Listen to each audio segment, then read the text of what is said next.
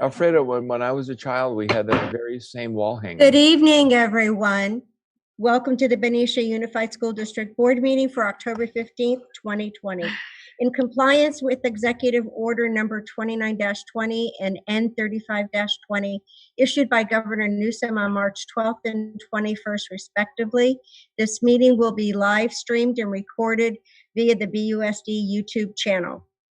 Also at this time, you were parents or were provided the opportunity to submit comments between 5 and 6 p.m. this evening. We thank you for that. Okay, at this time, there is nothing to report from closed session. So I am just going to move us along to number 6, which is the Pledge of Allegiance. So if everybody would please stand and join me in the pledge. I pledge allegiance, to the flag of the United States of America, and to the republic for which it stands, one nation, under God, indivisible, with liberty and justice for all. Thank you. Please be seated. Okay, I'm going to move on to number 7, please, which is an approval of the agenda. Do I have a motion to approve the agenda as written? I move that we approve the agenda as written. Thank you. I'll second. Thank you. All right, thank you. So Mr. Maselli and Mrs. Zeta gave a motion and second. All those in favor say aye. Or wave your hand. Any opposed? Seeing or hearing none, the agenda is approved. Okay, I'm going to move on to number 8, which is our highlight for the evening. Dr. Beatson, are you teeing Actually, this one up? that would be me. I'll tee that one up. Okay, Dr. Yen. President Ferrucci. Ms. Martinez, is Mr. Adler here? I do not see him yet. Okay, we'll see if I asked that question because Paul Adler works as a communication person from Valero. And tonight we wanted to take just a few minutes to recognize our friendship and our partnership with Valero. They've always incredibly generous and helpful to the Benicia Unified School District with really generous donations and tutors and public service work for us are just very helpful. And so one of the things that they did recently is they gave a very generous donation, and every year they give a very big donation to BEF, in addition to other donations to the school district. And then they did another one this year. They donated $50,000, which is a really big sum of money, to the school district to support 2 initiatives. One of them, Dr. Beatson launched last year, and another one, Principal Moore, our wonderful principal over at Robert Semple, launched. And then real quick, I'm going to have them talk about that real quick. But it started off last year. Mr. Adler, who works for Valero, approached me. Actually, he talked to just about everybody, I think. He reaches out and connects with everyone. And was, getting our thoughts about what kinds of things could Valero support in addition to the other things that they typically do. And he solicited a bunch of thoughts from us, and then got really interested and intrigued by what Ms. Moore will tell you about and what Ms. Beatson will tell you about. And before the decision was made, Mr. Rahill and I went up to Valero. We met with Paul Adler, and then I think the general manager of Valero and another executive up there, and had an opportunity to meet with them and talk about the work we were doing. And it was really fun listening and talking to them about their enthusiasm for us and how they like to support the district. So with the $50,000 as a really generous donation, is going to support 2 things. And let's start with Ms. Moore, and she can tell us what that's going to support, and then we'll switch over to Dr. Beatson. Hi, Ms. Moore. Hello, good evening. Hi, this is my first time presenting on this laptop. I hope you can hear me okay. Diane, hey, Christina, can you pause for a minute because it's very delayed? Thank you for having me and giving me this opportunity to speak. Can you hear me okay? It's very delayed, Christina. And so, Diane, will you let Mr. Sharif know that it's delayed and if he could fix it? And then while they're working on that, Christina, could you pause for just a moment and we'll work on the technical part, and then Dr. Beatsman will talk about the piece that she's initiating. Sure. Thank you so much, Dr. Young. We're so grateful to Valero. Going in on my phone. You can log in on your phone. Yes. On your phone. Yes. On your phone. Yes.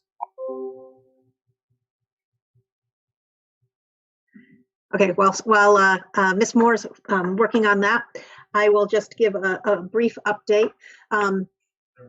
Last year, as a district, we set goals that all students will be reading on grade level by the end of their third grade year.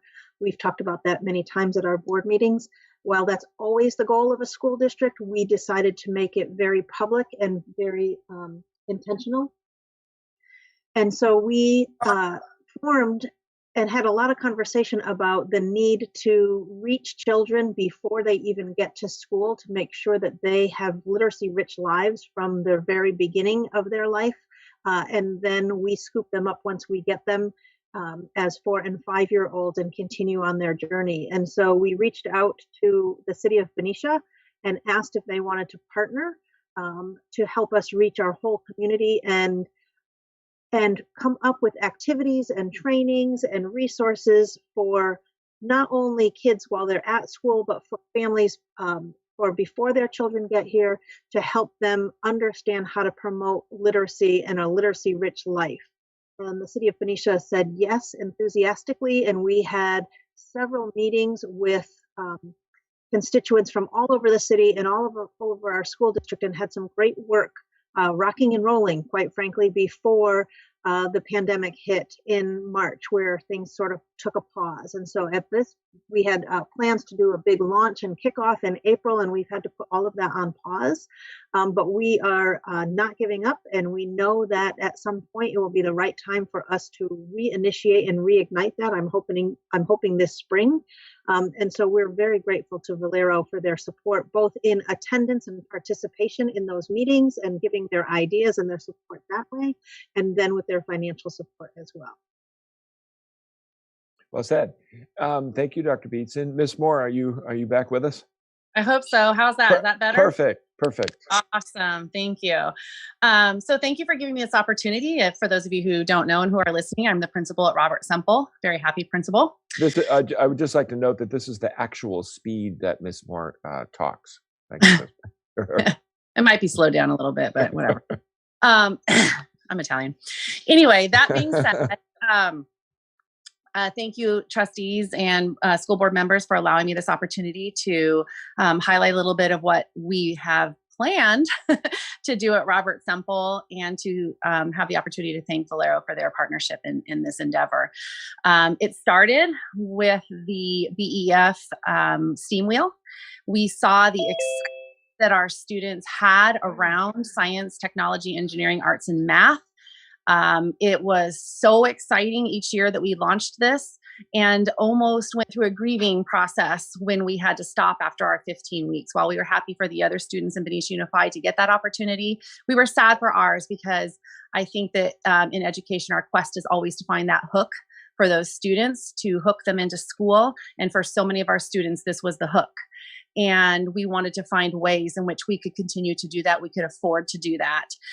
It started with a little pocket of teachers, one of whom is no longer at Robert Semple, Jillian Ramos. And we started brainstorming around the things that we thought that kids really enjoyed and fostered a love for education. And we began building this project, and it began to be bigger than we thought we could on our own. Who, without any hesitation, immediately came to Robert Semple to see what this proposal we had encompassed. And it began a great, rich conversation, and one that I'm very proud developed into a partnership. And it was full steam ahead from that moment on. Unfortunately, as with the reading program that Dr. Beatson just presented, we are on hold, but our plans are not. And so as soon as we can return in person, we are going to develop a STEAM lab that is intended to be something that teachers can bring bringing whole classes to, part classes to. It is also going to include a remote aspect to it, and some rolling carts of, say, bots or what have you, that teachers can check out and take to their classroom. So it's going to be a multi-function STEAM lab. We will be very excited to keep you apprised of this project as it right now. It is currently on hold, but also still very exciting. So I want to thank Valero for their partnership, who did not hesitate for a second to support this endeavor for our students. Wow. Thank you, Ms. Marr. And we really look forward to when that's up and running. So thank you for that. And I see Mr. Adler joined us. Welcome, welcome. I introduced you earlier, but can you introduce yourself and tell us who you are and just and your involvement with the school district, Mr. Adler. Thank you. Thank you again, Dr. Young, and I apologize for the technical issues I was having earlier. My name is Paul Adler. I'm the Community Relations and Government Affairs Director at the Valero Benicia Refinery, and we are really, really excited. We've had a long partnership with the school district for many years, and we also have, I'm really proud to say, a number of alumnus from Robert Semple. We have an employee whose wife works at Robert Semple. And anything that we can do to continue the STEAM program is something that was becoming a major priority for us this year. We are really, really fortunate to have great leadership with Dr. Young and also with Mrs. Beeston as part of the program.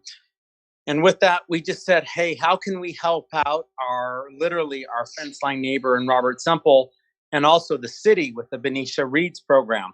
So we said we would like to, pre-pandemic, put together our fundraiser, which we hold annually each year, which is going to be the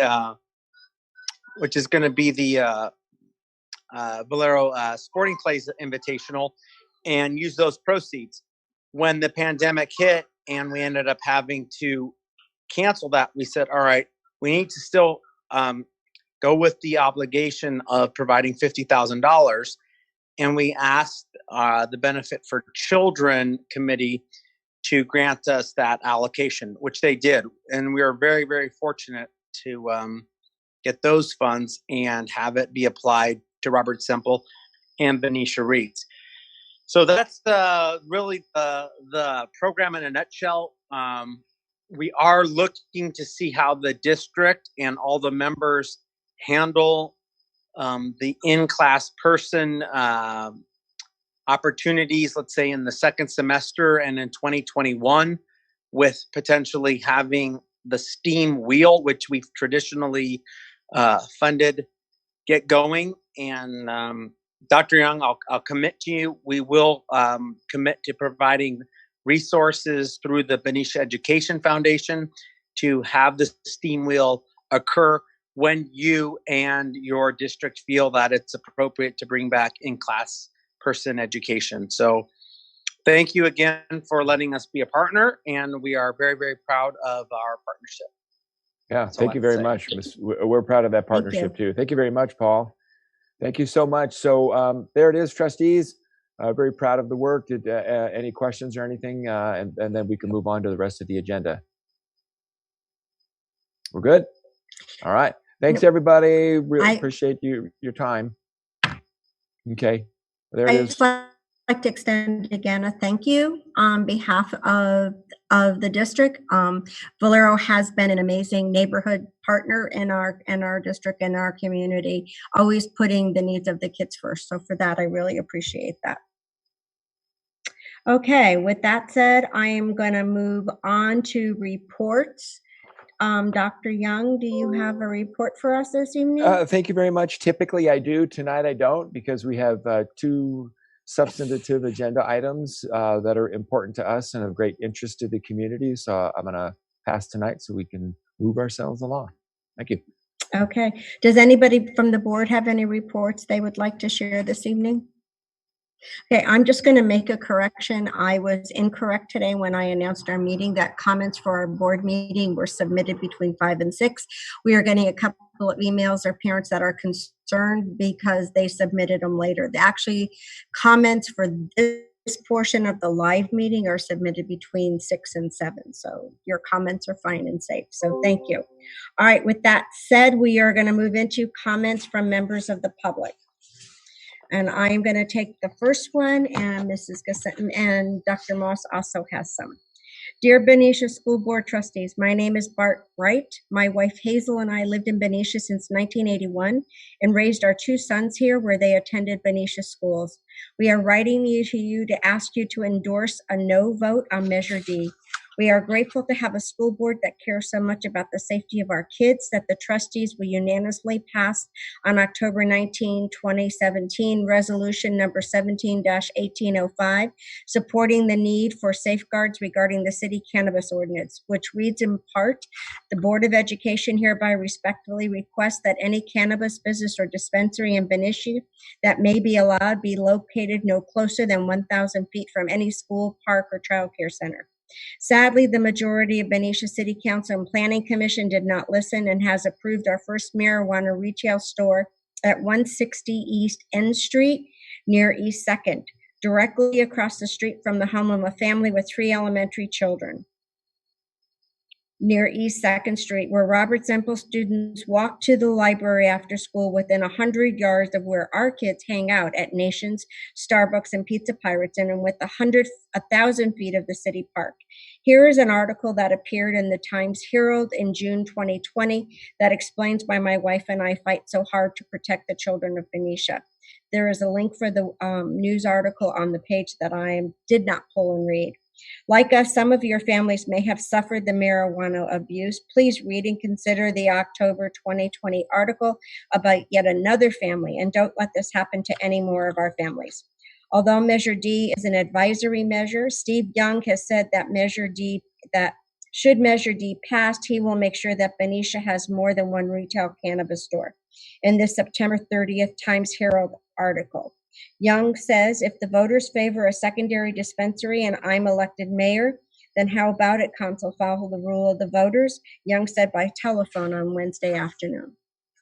The trouble with this from this perspective of a parent is that according to Mr. Young, we will have to eliminate some of the buffer zones protecting our kids that your resolution asked for that are currently in our municipal code, which says cannabis retail businesses whose cannabis use permit and or public safety license applications were received after September 10th of 2018 may not operate on a parcel or lot located within 600 feet of a child care, youth center, learning center, any residential district of the city or public park. Then above September 30th Times Herald article states, Young said the advisory vote, if a majority for yes, should convince the council to follow the will of the voters, which means loosening the buffer restrictions. Right now, it's effectively a ban. So should Measure D pass and Mr. Young be elected mayor, it is likely that more retail cannabis businesses will be welcomed in Benicia within 600 feet of where our children, your students, live, learn, and play. I would like to commend the Benicia High School Friday Night Live Club for speaking out against this at the city council meetings, and most recently last Friday meeting in City Park to make no on Measure D yard signs. It is our understanding that the Benicia Teachers Association has also been asked to endorse no on Measure D. With the advocacy of this Board of Trustees, Benicia Teachers Associations, and Benicia students, we hope to keep Benicia children safe from high-potency cannabis, secondhand smoke from users, and increases in crime that Benicia Police Officers Association warns us will come with retail cannabis. As our police chief has pointed out, marijuana still has a high resale value, and that dispensaries and deliveries would be a target of violence. Even Steve Young admitted in the May 21st, 2019 City Council meeting, clearly there has been issues with crime in dispensaries, and I'm not going to deny that. As Halloween approaches, you want to also warn parents and students to pay close attention to the candy that is brought home. As you can see from the flyer provided, what you see is trick and what could be a treat. Maybe marijuana edibles that these are sold at the dispensary. Please continue your advocacy and protection for our students by forming endorsing no on D. That's the end of that comment. Just a reminder to the public that we are reading these comments, but that the governing board will not take any action or discussion of these comments as they are written. Okay, Dr. Moss. All right, and so this is regarding item school reopening. This is from Kate Weingard. Dated October 13th, 2020. Dear Benicia Unified School Board, I appreciate your time in reading this letter. I am a parent writing with deep concern for the children of Benicia. Our children can and should be in school. Research and health professionals are advocating for a return of our children to school. In July, I wrote to Dr. Young to advocate for a return to school. I cited an article published by the CDC entitled The Importance of Reopening Schools This Fall. This article outlines the reasons school is so crucial for children. It also points out that scientific studies at the time indicated that COVID-19 transmission among children in schools was low. Dr. Young, understanding, responded that the governor's criteria was not allowing us to return to school. He also stated that he was hopeful the COVID-19 health risk data improves over time and we can eventually get back to normal. As of September 22nd, according to the governor's criteria, we can be back in school. Data is showing that it is safe. One article explains it's now October. We are starting to get an evidence-based picture of how school reopenings and remote learning are going. And the evidence is pointing in that direction. Schools do not, in fact, appear to be a major spreaders of COVID-19. This article shares data taken on over 200,000 students in 47 states. It finds that even in high-risk areas of the country, the student rates were well under 0.5%. Oster goes on to point out that one might argue that any risk is too great and that schools must be completely safe before local governments move to reopen them. But this approach ignores the enormous cost to children from closed schools. These costs include mental health, physical safety, and online safety, to name a few. Over 32,000 health experts have signed a declaration written by Stanford, Oxford, and Harvard epidemiologists against COVID-19 lockdowns. This is a report by Koldorf, Gupta, the Great Barrington Declaration. These doctors are arguing that keeping students out of school is grave injustice. Please don't let us hear, we all want to be back together again, but line. It's old, outdated, and the science at this point overwhelmingly supports having kids back in school.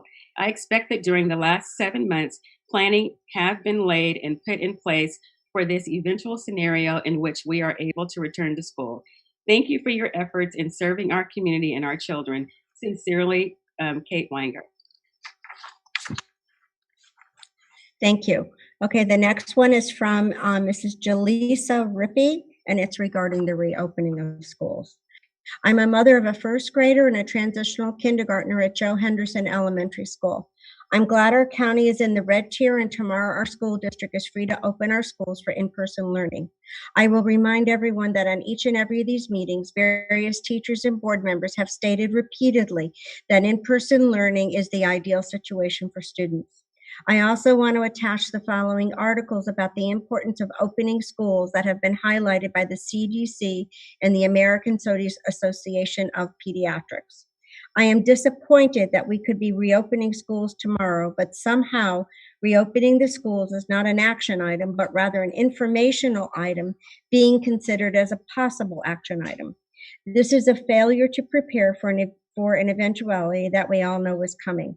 All summer long, there were numerous meetings by this board discussing hybrid models and state and CDC safety guidelines. However, we are not in a position to open our schools tomorrow when we, the state, say it is safe to do so. The parents have made it clear that they prefer in-person learning for their children, and although the teachers and their unions may have their own reasons for the schools to remain closed, I do not believe unreasonable fears, newfound perks, i.e. teaching in pajamas or when on vacation, or politics should override what is best for our kids. Our schools exist for the benefit of their students, and although employees should be afforded reasonable protections, they should perform their jobs like many of us who have essential jobs and have continued to work without shortened schedules, working from home, or hazard pay since the pandemic began. I believe some parents think that everything is fine with distance learning because it's easier for them in their particular set of circumstances and their child is getting good grades. I do not believe these good grades are a real accomplishment because our educational standards have been lowered. I know some will argue that our school district, if it opens now, will be entering the unknown and taking unnecessary risks. I remind you that 700 elementary school waivers have been granted in California. And believe me, if there was a resulting outbreak of COVID cases, you would have heard about it from the media. In conclusion, I think we are doing our children a disservice with distance learning, and the sooner we get back to in-person learning, the less lasting damage there will be. Thank you, Jalissa Rippey. Dr. Moss. All right. So this one is general interest, introducing theater arts boosters for Benicia schools. And this is from Susan Hall.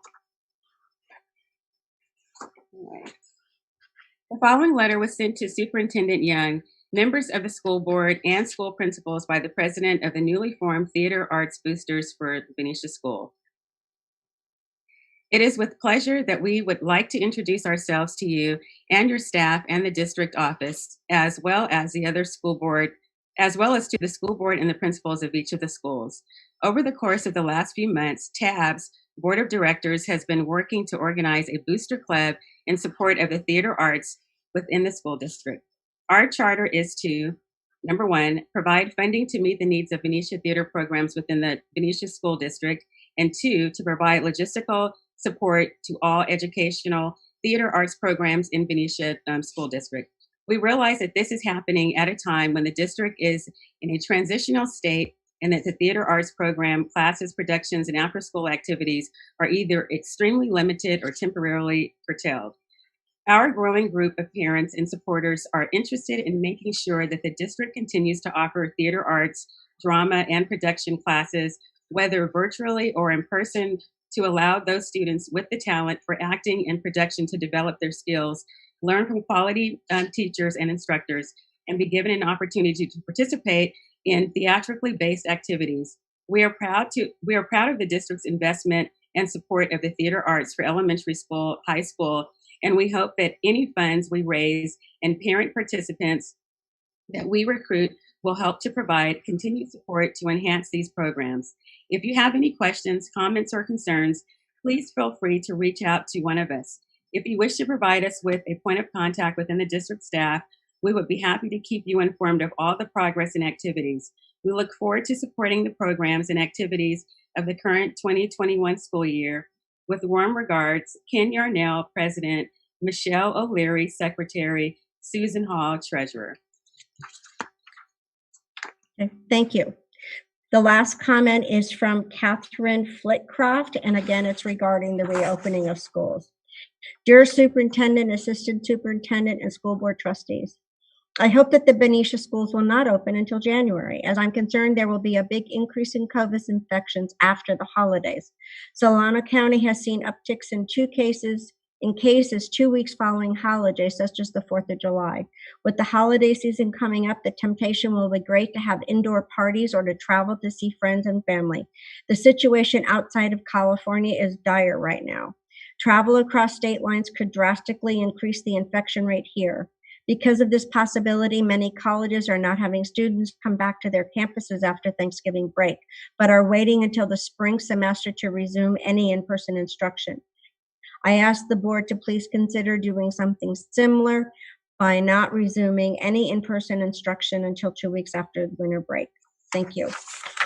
Okay, with that said, we are done with our comments for the evening, and I am going to move this on to our consent calendar.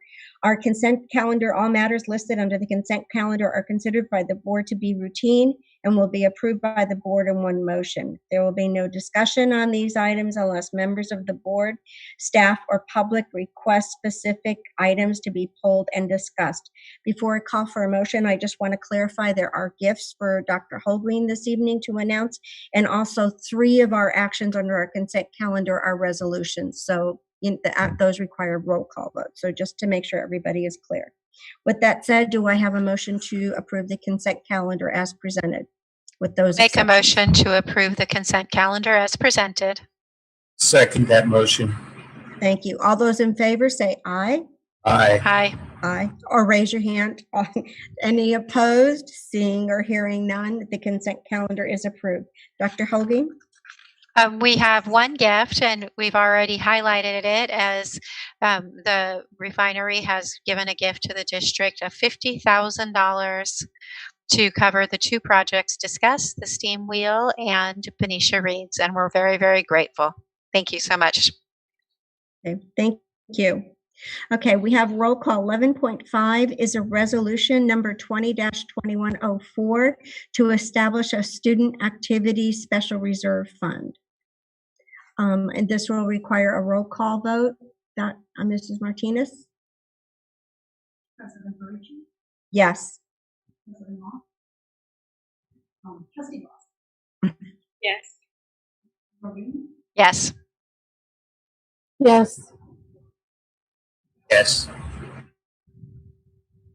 Okay, the next one appears that Mr. Ray Hill may want to address. It's a consideration and approval of resolution 20-2105, closed payroll warrant and a pass-through fiduciary fund. Mr. Ray Hill?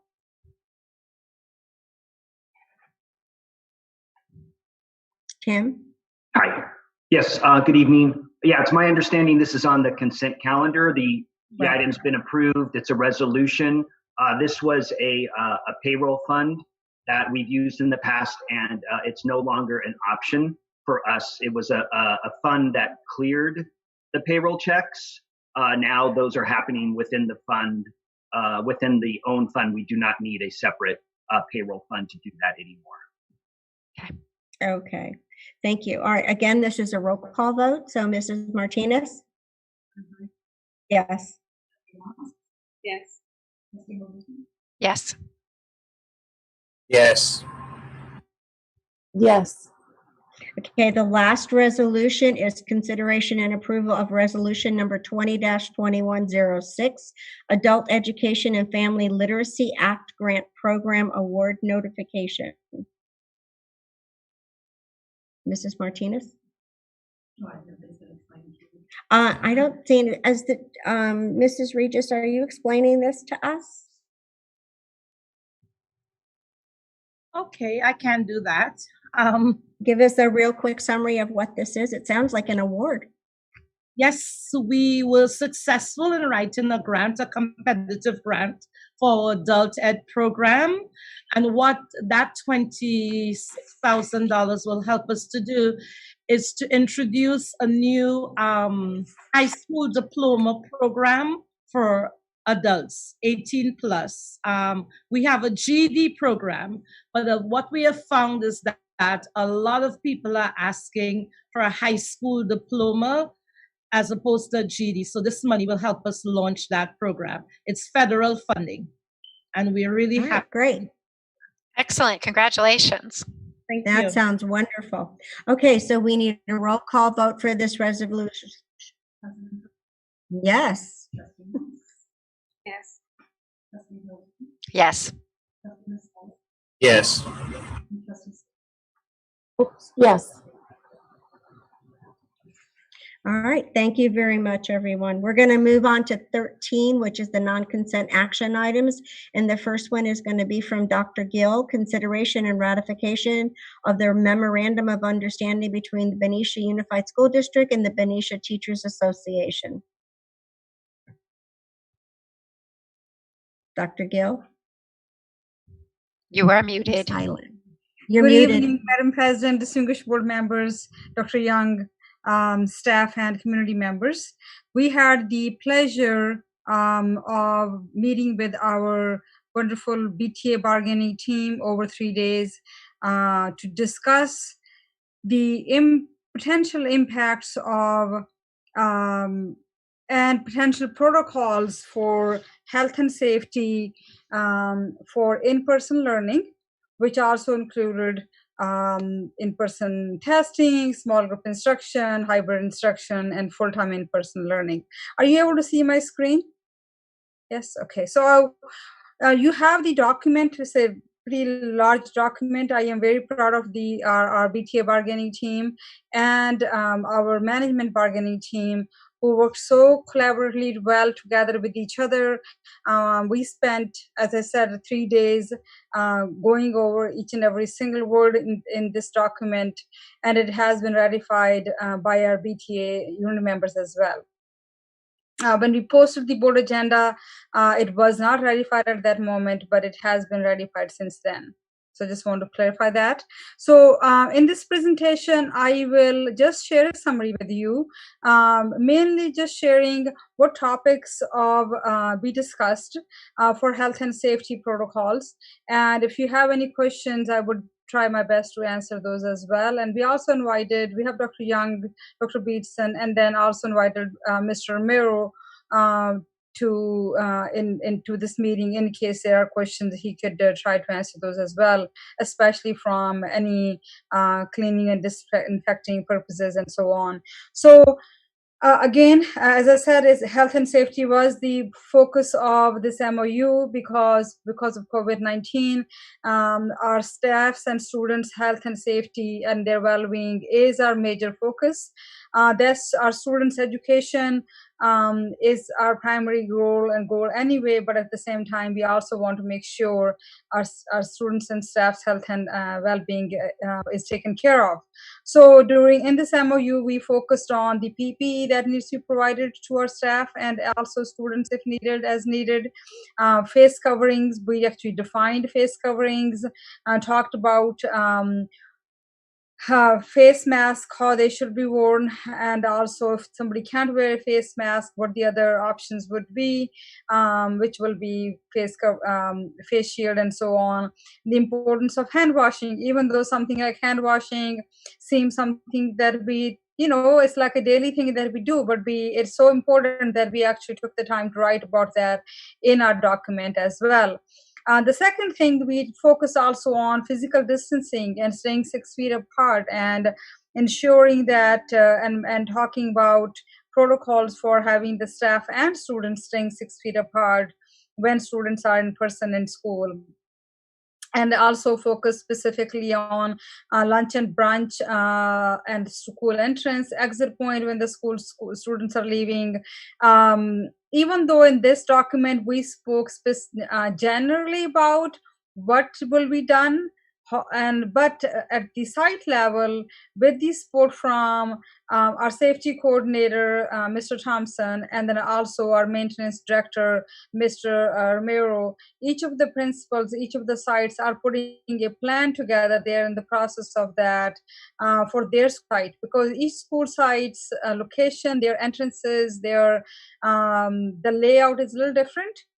So each school site is working on a specific plan for themselves as well right now, and then our goal is to really support all of our site administrators in developing that plan through our expertise of Mr. Romero and Mr. Thompson. We also talk about parents submitting a consent form, where in the consent we will be asking our parents and requesting our parents to help us out by checking, doing a screening of their students on a daily basis.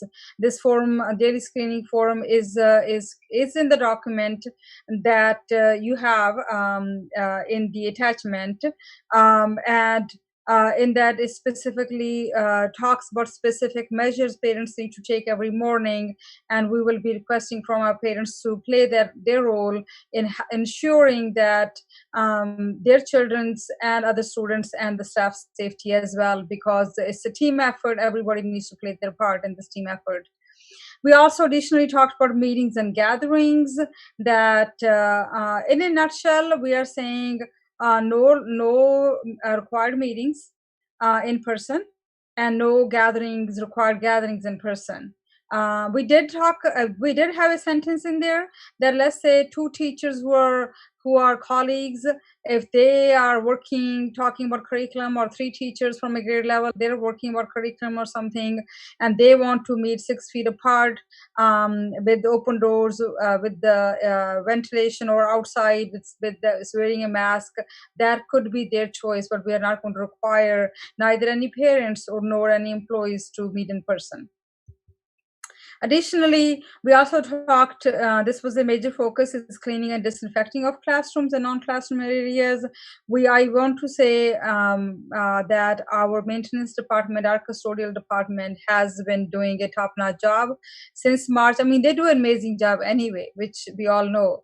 But even now, they are like super conscious and about what they are going to be doing.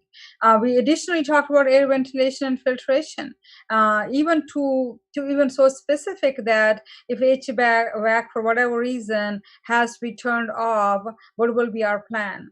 Even a short amount of time, like 15 minutes or so on. So that information is in there as well.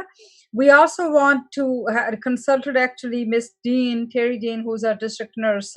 She is really amazing. She's very closely working with our Solano County health offices, and getting guidance from them on health screening, testing, notification to employees, and contact tracing in case. We're hoping this will not happen. And so far, we haven't had anybody tested, I'm talking from staff perspective, that we know of, tested positive in our district. We were hoping that this will not happen in the future as well.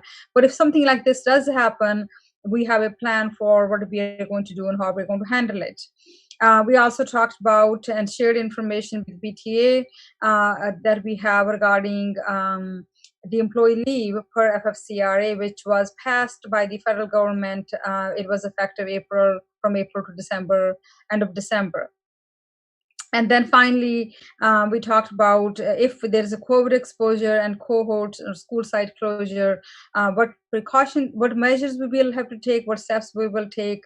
Again, we will be working very closely with our insurance companies at that time. At the same time, we'll also be working very closely with our Solano County Health Department to follow certain protocols, and OSHA as well. And finally, we already provided one coronavirus training to our employees. Actually, two of them in the beginning of the school year. We might provide additional trainings. We are again working with Keenan on that to see if there are additional trainings and how can we provide those trainings to our staff. And our goal will be to provide those trainings to the staff before the staff comes in person, before the students come in person. So that's in a summary. I just kind of shared with you what the different topics we discussed during our meetings with our teachers, and what is included in the MOU. Again, as I said earlier, we are very thankful to our teachers and our staff. I do want to also add, we will also be working closely with our classified staff as well. It's just a matter of time that we haven't had the opportunity to work with them on something like this, but that will be our next step, to work with Dr. Gill? Yes. Quick question. I just wanted to clarify. Masks are mandatory for all teachers and all personnel and all students in all schools, right? Unless there's a medical issue? That is correct. Okay, great. I wanted to make sure that we were covering everything. That's correct. Any other question? Yeah, this from Mr. Romero. We talked a while ago about the spraying of the rooms each period and after each class. What exactly are they using to spray the rooms with? I was curious about that. Well, we've used in the past an old. Can everybody hear me? Good evening. Sorry. Good evening. Yes, thank you. Yeah, so we've been fogging. It's nothing new to us. We've been fogging for the last 3 years, and we were typically using. At first, it was called G-Tech Sport, and that was designed to help reduce viruses and bacteria in the room. And it was also used, we used it a lot in the locker rooms to cut the odor. And G-Tech is about anywhere from 90% to 99% water. It is an alcohol based. The pH level in G-Tech is rated at a 7, which the human body is also rated as a 7. Part of the reason we went with that particular product. But the fragrance in there was really strong. It was used to cut odors. So we moved from G-Tech to Shockwave, which has almost no fragrance in our older foggers. That's what we're using now. And Shockwave is anywhere from 95 to 99% water with a 0.14% ammonium chloride. So it's ammonium based, and that pH level in there is about a 10, which is a little higher. But again, we're not seeing the residue. We're not having the fragrance last for extended periods of time with there. And then recently, we've started to use oxide, which we've gone to the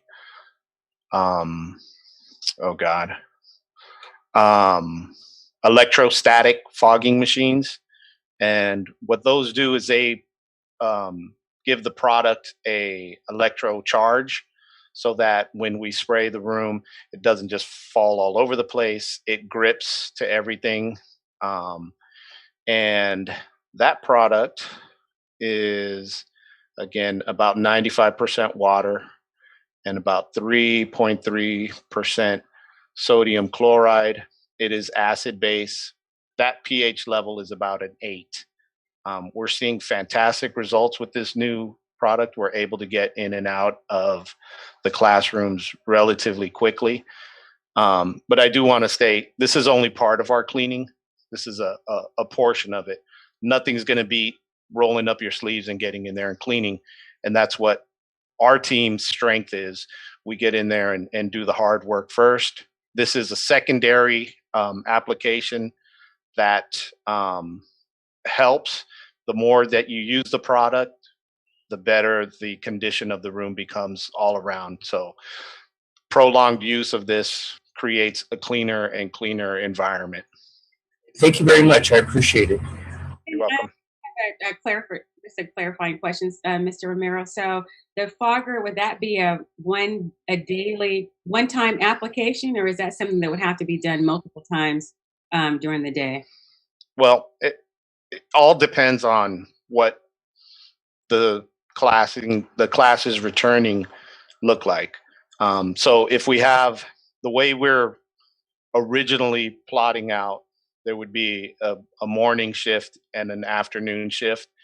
If we weren't able to separate desks, then the necessity to get in there and clean quickly is there. So that's when we would use that electrostatic fogger to try to get in as quickly as possible and knock out as many rooms as possible. If we can stagger the spacing to where a student would not sit in another student's desk, then we're hoping we might not have to do that. But the fogging for sure happens every night on a nightly basis, regardless of how many times during the day we may use it. Every night, it is part of the routine now that we go along with, as well as the routine maintenance that we do. Hi, Alfredo. Hello. How are you? I have a quick question. I know in a past board packet, and I can't remember if it was this one or the one prior, that it said we were going to clean the rooms with those foggers, and that we got some new foggers. We're going to do that with one of those chemicals that you just mentioned, and then there was going to be a once a week decontamination. Well, I believe and I spoke to Dr. Gill about this, and I think the clarifying point is when we talk about disinfecting, in theory, our custodians can go in with a rag and a spray bottle and disinfect the classroom. A decontamination would mean we're decontaminating everything in the room, which would require the fogger. So at a minimum, I think it was the language was put in there that at a minimum it would be done once a week. We're doing it every night. So the decontamination of the room is happening every night with the fogging. And between classes, it's like if you have a cohort AM, PM, between that, you're going to go back in and spray. Is that what I'm understanding? Or it really depends. It may turn out that we may need to do that multiple times during the day, depending on if we're at the middle school or at an elementary school. How many people do you have at each school that are able to complete that task? Well, so the idea I shared earlier with Mr. Rahill was that temporarily, if we started small in the elementary schools, we would kindly ask the other custodians from the bigger sites to come and help during the day to get us up to speed. What we want to do is make sure that we're touching doorknobs, flat surfaces, and we're going through each bathroom more than regularly. And then once we get up to speed and we see how our schedule is, and then should the time come where we open up those other schools, those custodians would go back to the other school. The hopes being that we've figured out everything that needs to happen at the site. And I've even spoken with the maintenance department, my technicians, as far as providing extra support during especially at the startup of these things. So you may see multiple maintenance personnel, maybe a little bit too many at first, just to make sure we taking care of everything. And as I said, as we get the routines down, because we'll be learning the schedules as well. And there's always a learning curve, right? Even veteran custodians going to a new site, there's still a dip in service because they don't know where things are at, and they don't know what teachers prefer and whatnot. So it takes them a while to learn that, and so we're preparing for that by trying to keep as many hands at the elementary schools as possible. Okay, thank you very much. You're welcome. I have one more question I just thought about.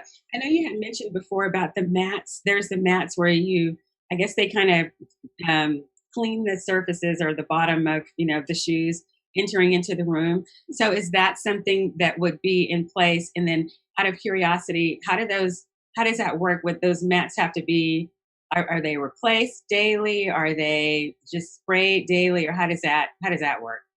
I don't know anything about that. Okay, great question. I'm happy to answer. So at the start of this, we were looking for ways we can help. And it became obvious to us that when June opened her program, the little ones spend a lot of time on the floor.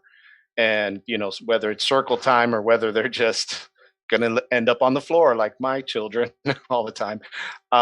So we wanted to make sure that we're providing a safe space as possible. So I searched online. I saw this great idea of having a sanitation mat that you would stand on and sanitize the bottom of your shoes before entering a building.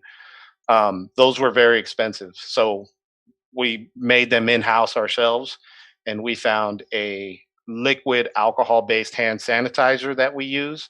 And so daily we pour the hand sanitizer in. It's alcohol-based, so it only takes like 2.1 seconds of moisture on the bottom of your shoe to kill 99.9% of whatever you may have on there. So as it is now, the children stand on it, or anybody entering the facility steps onto this pad that has the hand sanitizer on there. And then we have a walk-off mat next to that. So then they walk off that. So by the time they get to a hard surface, their feet have dried. The alcohol dries pretty quick. And it's not, it's a damp carpet that we've placed inside of these shoe trays. And we feel like it's an extra layer of security and prevention we're pretty happy with it. And June's program has been, they've been using them every day. And so they're relatively easy for us to make and to continue. And we have luckily we have a local provider of the kind of hand sanitizer that we've been using. They're in Vallejo, and they've assured me we can have as much of the product as we need. Are we going to have more than one at each site? Because there's going to sometimes be multiple areas of entry. Again, they're everywhere. We can find the shoe trays at Home Depot, Lowe's. I've even seen them at Sam's Club, and they're relatively easy for us to make. We can make a dozen of them in an afternoon and put them out at the sites. So we can have every site covered and spares on top of it. So.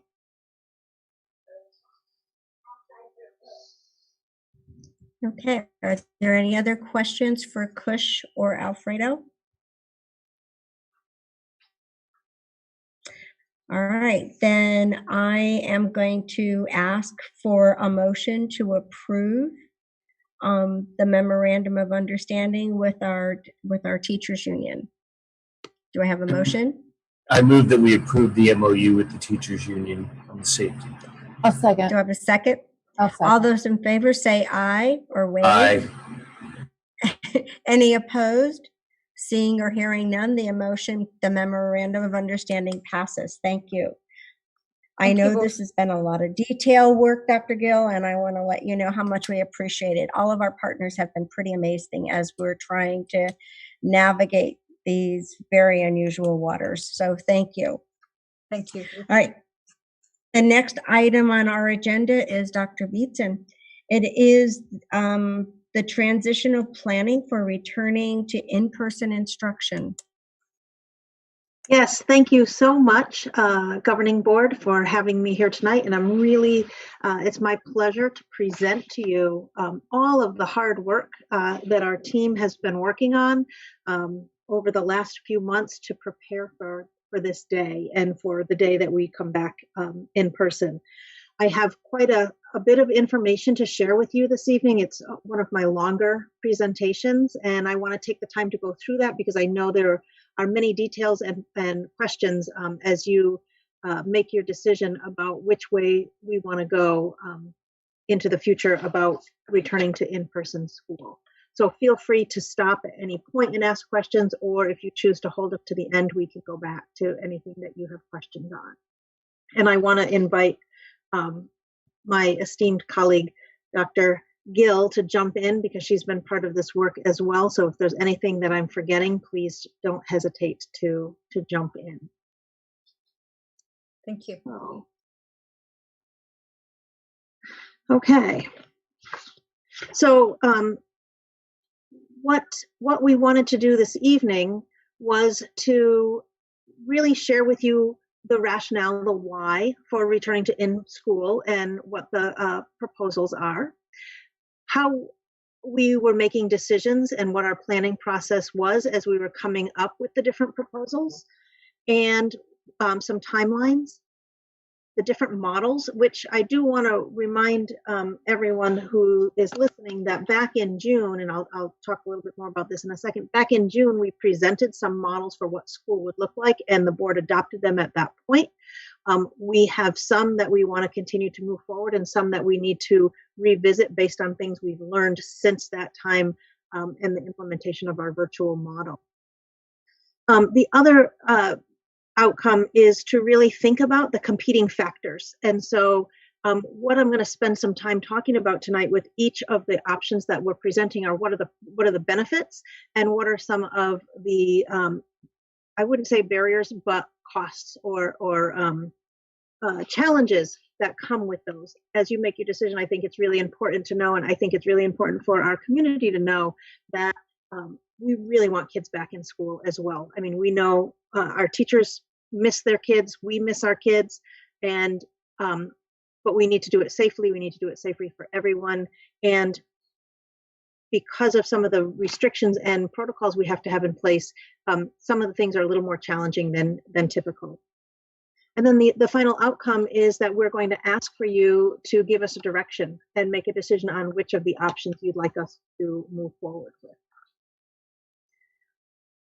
Continued the why, the rationale, just a little bit of reminders that the Solano County has a tiered system, as does the whole state. And a few weeks ago, we were in the purple, which meant we were at the widespread level where individuals and small groups were allowed, but not in person. We had to start virtually. We moved into the red, which was excellent, which means there's substantial spread. And we had a 14-day waiting period, which we have now made it through. And that's where we currently are. We are remaining in the red. And as we continue to remain there, we'll head down to orange and then to yellow. And that's what we're all rooting and hoping for, and why we're being so careful about what our next step is. Just one reminder, however, is that while we're in red, if we do not open any in-person school and we bump and our cases go up and we go back to purple, we will have lost the window to do so. But once we open for some level of in-person school while we're in the red, if we end up going back to purple, we can continue with the work that we're doing. So let me know if that makes sense, or if anybody has questions about that.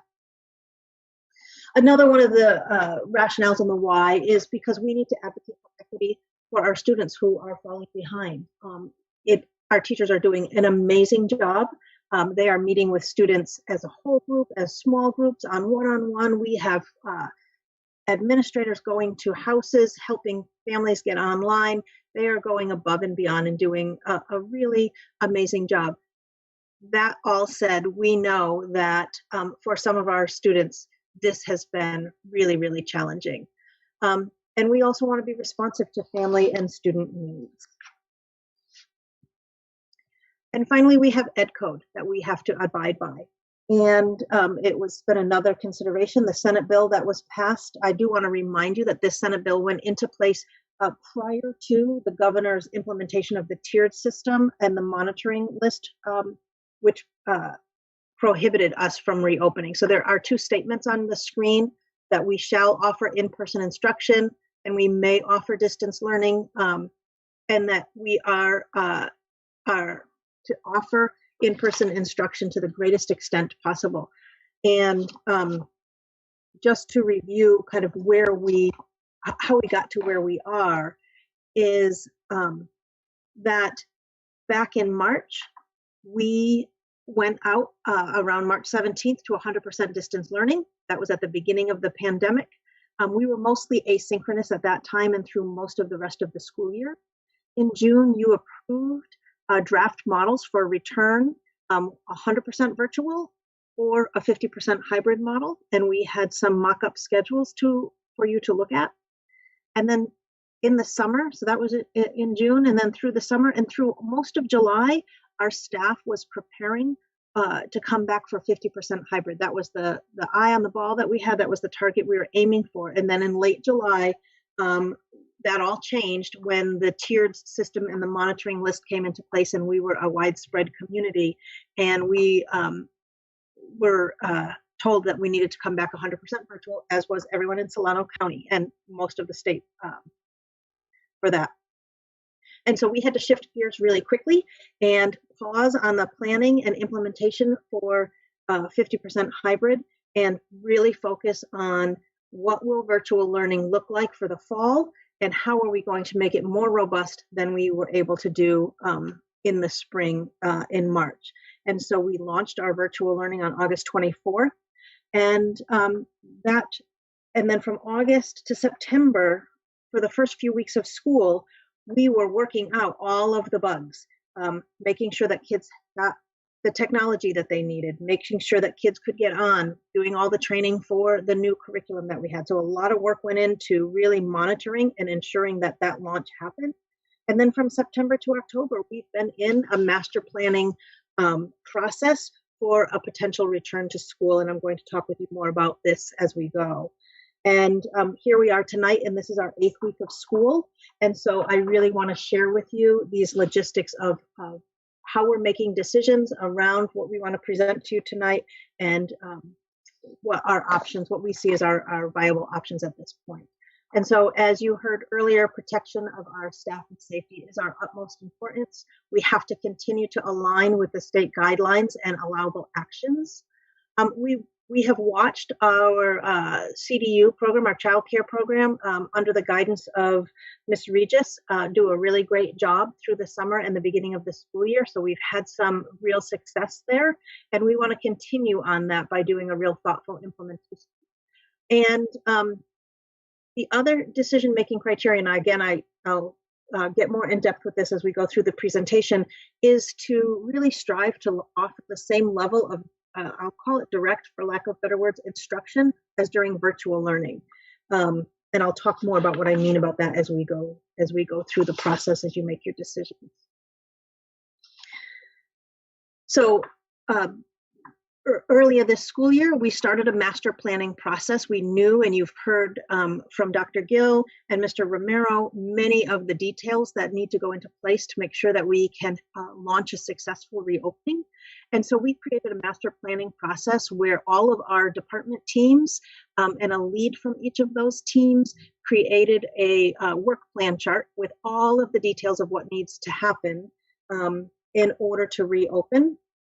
And some of these things were identifying multiple entrances and exits at every school site, identifying single directional walkways so that students can remain physically distant, labeling the capacity of each room so that we know that in a particular room on a particular campus, this is how many people can be in there safely at 6 feet apart, creating separate spaces for students who become ill at school, finding ways to have individualized to student belonging buckets, installing the right types of hand washing and hand washing capacity for when students return so that there's not tons of kids at one sink, and on at the elementary and at the high school, but particularly at the elementary and the middle school, pick up and drop off procedures so that we don't have lots of congregating happening. So there's lots of detail, and we have such an amazing team. I'm so proud to work alongside them as they're working through the planning of that. And so the master planning happened at the department level with all of those departments, and now those departments are beginning to meet with each school site and say, okay, here's my punch list, if you will, of all the things that need to happen. Let's walk your site and decide together with the administrator and the custodians and the school team, what is that going to look like at each of the school sites, and they will have specific plans for returning to in-school. And so that work is currently happening right now. One of the other things that we needed to do was to get a sense of where our community's preference and plans were, as well as our staff. And so we sent out a couple of weeks ago a preliminary survey. It is not a final survey. It is not asking at this moment for a commitment, but we needed to have an idea of what our community intentions were. And so we asked only 2 questions. One was, do you plan on, we gave some background information about some of the barriers that we needed to overcome in order to open up school and some of the things that might need to happen. And then we asked, did they plan on sending their child back to school, or did they prefer to continue 100% virtual? And so on our average is we are at about a 60-40. So about 60% of our families are choosing to return to in-person learning, and about 40% want to remain 100% virtual. And that's different from when we surveyed back in June. We were about 80-20, 80% wanting to return and about 20% wanting to remain virtual. And when I pulled this slide together, we had over 3,000 responses, 3,300. And when I looked earlier today, we're at about 3,400. So we've had a really good response rate. And each of those responses is a single student. And we have about 4,800 students in our district. So we've gotten a very good return rate on that preliminary data. And at this moment, I'm going to ask Dr. Gill if she wants to talk about the survey and the findings from staff. Sure. Thank you, Dr. Beasley. Good evening, everybody, again. So we did send a survey to our certificated staff and our classified staff, 2 separate surveys. Approximately 72% of our certificated staff took the survey, which is 175 responses. Out of the 175 responses, 66% of the teachers or certificated staff said, when I say certificated staff, I want to say about 10 of the people who took the survey were also like counselors and speech therapists and so on. So the rest of them were teachers. And so about 66% of them said we will come back in person. Rest of them ranged anywhere from saying they will either have a doctor's note, which was about 25% of them, that they will request to work virtually, or they will have a doctor's note where they will need accommodations. They might be able to come in either part-time or day or full-time, but they might need some accommodations.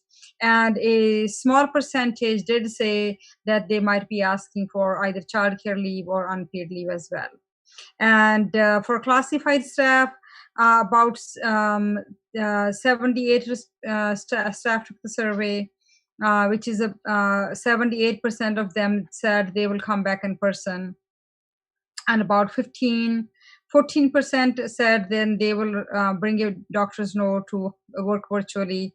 And the rest of them said that they will ask for childcare leave. And I do want to remind everybody that FFCRA, which was the federal law that I mentioned earlier in the MOU part, does allow employees to get partial pay for up to 12 weeks for childcare because of coronavirus. Okay, thank you, Dr. Gill. So I want to talk a little bit more about the data and the impacts. And when I say that, well, first let me talk a little bit more about the data. Our data was pretty consistent across the board. As you could see from the previous slide, it was pretty consistent, hovering around 60% at every grade level. We had a couple spikes and dips. Many of our kindergartners at a couple of our schools plan to return for in-person learning. And, you know, we have, but none of the percentages are significantly different across the district. One of concern, and I talked with Ms. Lewis about this, she did only have 22 responses when this slide was put together from her families at Liberty High School, which is not, it's only about a quarter of the students there, maybe a little more than that, about a third of the students, I guess. But most of them at 11th and 12th grade indicated that they did not want to return to in-person learning. And I just want to remind everyone of our last presentation where we looked at progress monitoring, and that was an area of concern for us. So when Ms. Lewis got this data, she decided that she was going to start reaching out to her families and really kind of dig a little bit deeper into what was happening there. But as I mentioned, when we sent out the survey, to families, we had many things that we wanted them to consider. We have a lot of surrounding districts that are doing this very work right now, and I've heard from some of my colleagues in the field that families really wanted to know kind of what does it mean if we have some students coming back in person and some students choose to do 100% virtual, and the same for staff. And so I just wanted to take a moment and pause and kind of go through some of those considerations. So for any type of hybrid to occur, doesn't the model AM, PM, A day, B day, that part doesn't matter. But for any time we bring a whole, all kids back to campus in some way, shape, or form, there will be some class or teacher schedule changes. And what do I mean by that? So there may be a student in my class who, if I'm an in-person teacher, but that student wants to remain as a virtual learner, that student will need to move to be with a virtual teacher, and vice versa. If I'm a virtual teacher, but I have students in my class who want to do in-person learning, those students will need to be with a in-person learning teacher. And, you know, I call it kind of matchmaking. So the next step, based on whatever model or whichever option we decide, will be to get some commitment letters from families so that we can look at in this particular school, in this particular grade, which students are coming back in, which students are staying home, which teachers are coming back in, which teachers are not returning for in-person learning, and doing, our hope is as minimal disruption as possible, but trying to match up and hope that the right number of third grade teachers and the right number of third grade students sort of make that match.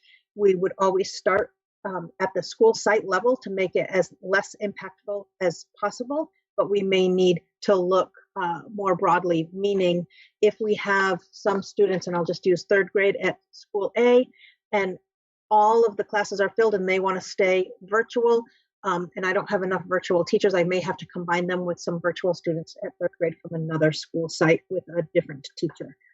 What we're really blessed about is we have excellent teachers in our school district, and they are working so collaboratively, and that's been one of the real benefits of the work that we've done with them through virtual learning, is that they collaborate all the time. And Ms. Rice meets with the grade levels across the district very frequently to talk about what's working, what needs some tweaking, how can they share their expertise across the district. So while those shifts may need to happen, we're really lucky that we have a really solid team and really consistent instruction and curriculum across the district.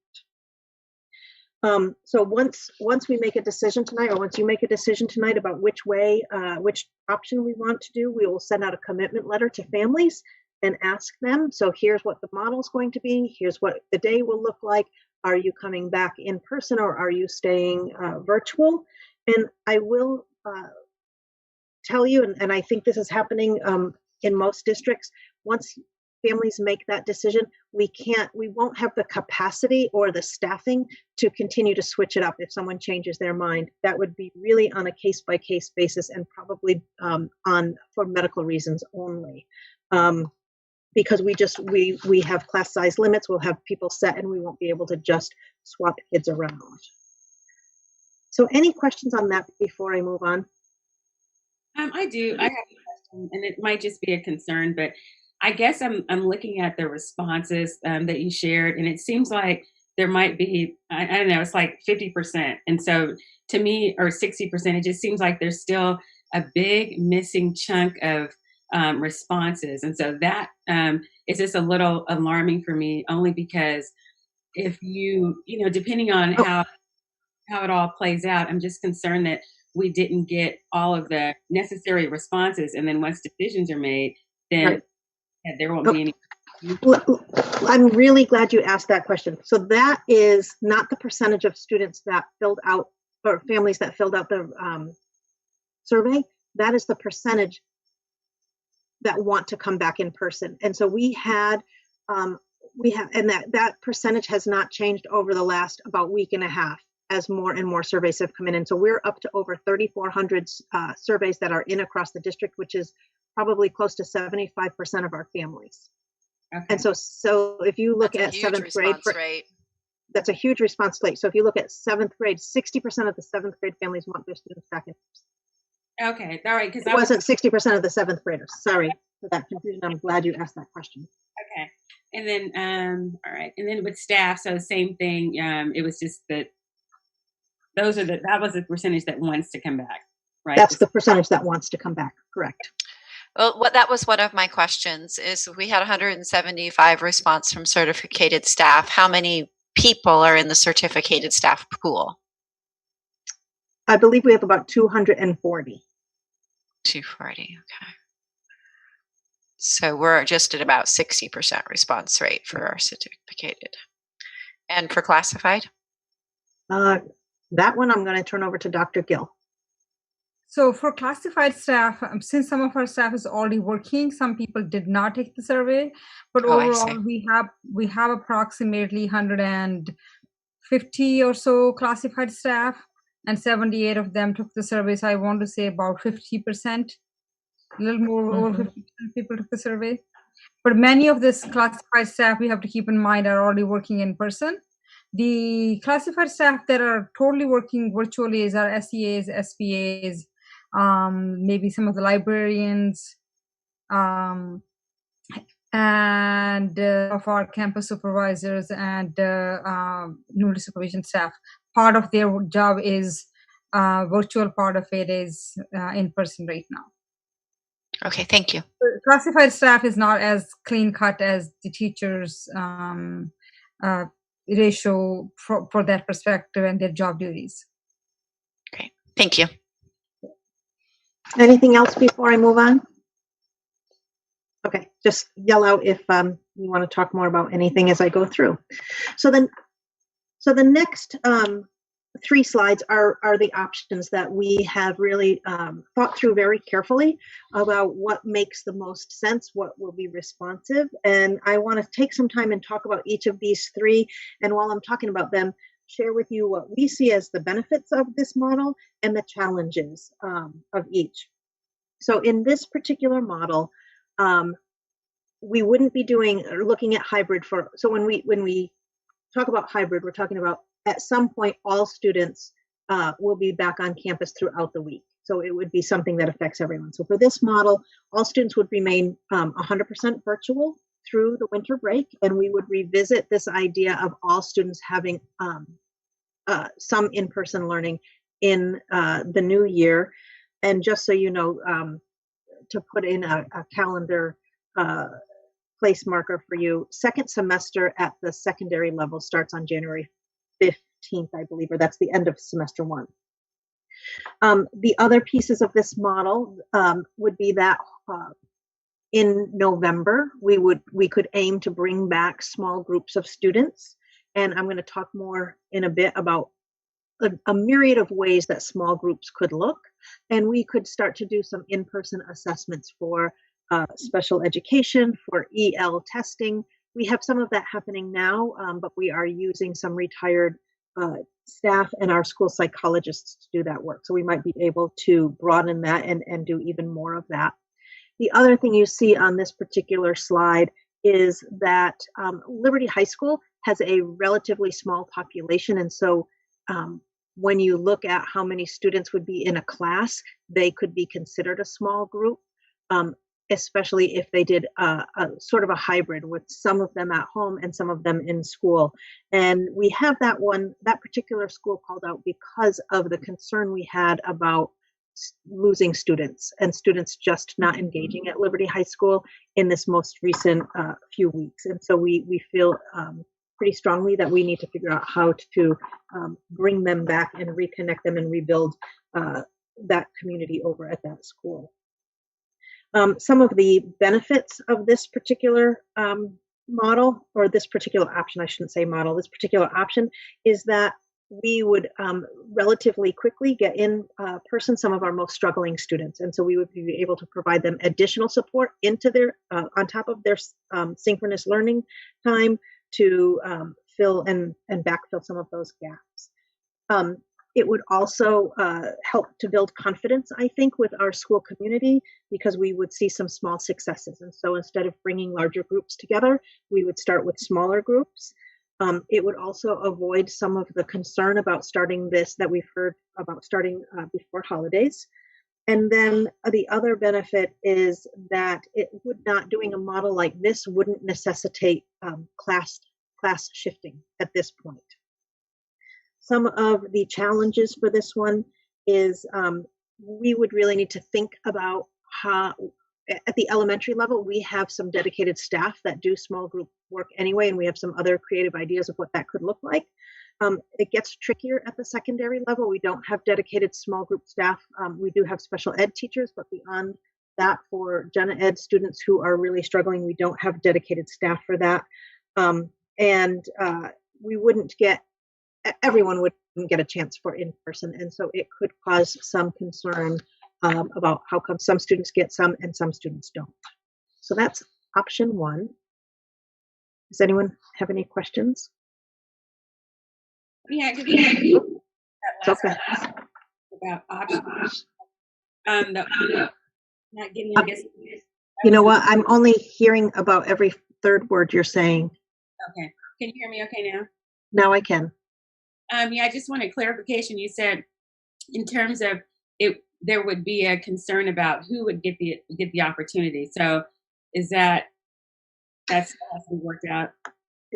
Yeah, so our thinking was we would have some set criteria for how to identify who would come in some small groups, perhaps, and so there might be concern among some of our families about why some students get some to come in person and some don't. And so I'm just putting out there some of the things that I think people might be considering. Mhm. Okay, so a second option is that we don't do any in-person instruction and we revisit that in January.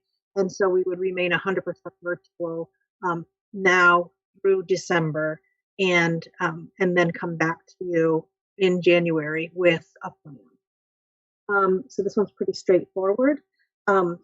Again, benefits, we wouldn't need to switch any classes. We would get to see what happens with the virus through the fall holidays. And there are other, as we heard, we have some other schools that are doing some reopening, and so we could watch and learn what is working and what isn't working, because we're putting all the things in place as best as we can. But honestly, none of us have ever done this before, and so we are researching and studying everything that we need to do, collaboratively working. But we could see how some other schools are doing and learn from them. The drawbacks are no one gets anything in person right now, and that we know that for some students and some families, virtual learning is not, kids are not thriving for some, and so that is a concern for us. Dr. Peterson? Yes. When you say revisit hybrid in January, are you saying we wouldn't discuss that till January, or we would come up and with a plan to implement hybrid before January? I'm glad you asked that question. On a later slide, I do say that we would come back to you. Our goal would be to come back to you in December with a plan to know what January would look like. Yes, so that we'd be ready to implement should we be able to in January. Great, thank you. Yep. And then here's a third option that we have discussed recently, especially as we're getting more solidly in red, hopefully heading to orange on the governor's tiered system. So the first box looks the same. It is doing assessments in small groups at the assessments, and then figuring out a way to do small groups at the secondary level. And in December, still looking to bring a small group / hybrid model back at Liberty High School. And then in addition, looking at bringing back hybrid at the elementary school, whether it's all TK to 5 or some different grade configurations there. And then again, revisiting in December, we would bring back a plan so that we could revisit this idea of hybrid for the rest of secondary in January. The hybrid in December is about 3 weeks. So after Thanksgiving and before winter break, we have 3 weeks of time that could allow our youngest students to be in person, to learn how to do school, because what we know is any transition from when we transitioned to virtual learning this fall and when we transition to in-person learning either this fall or in the spring, there's going to be a lot of relearning how to do school. What are all the safety protocols? How do we move from place to place on campus? What does a classroom look like? Because when we put all of these amazing protocols in place that you heard Mr. Romero talking about, it won't look exactly the same as it did before COVID-19 hit. So we will have kids 6 feet apart and really learning what does it look like and how do we build that community in those types of environments. Some of the drawbacks is that we will need to rework classes and match teachers to students. So remember, I talked about the in-person teachers and the in-person students and the virtual teachers and the virtual students. It may be that a teacher from another site has students from several sites. And then really looking to see how do we continue to provide a really robust experience for our students in a physically distanced classroom. And so This is something we've talked with teachers about, and we actually got to witness a little bit with some of our EL testing that we were doing with some of our retired teachers, and some of it was going splendidly, and other things that we hadn't even thought of was some of the little the younger students, the TKs and kinders, they talk so softly and they're behind a mask that it's really hard to hear them.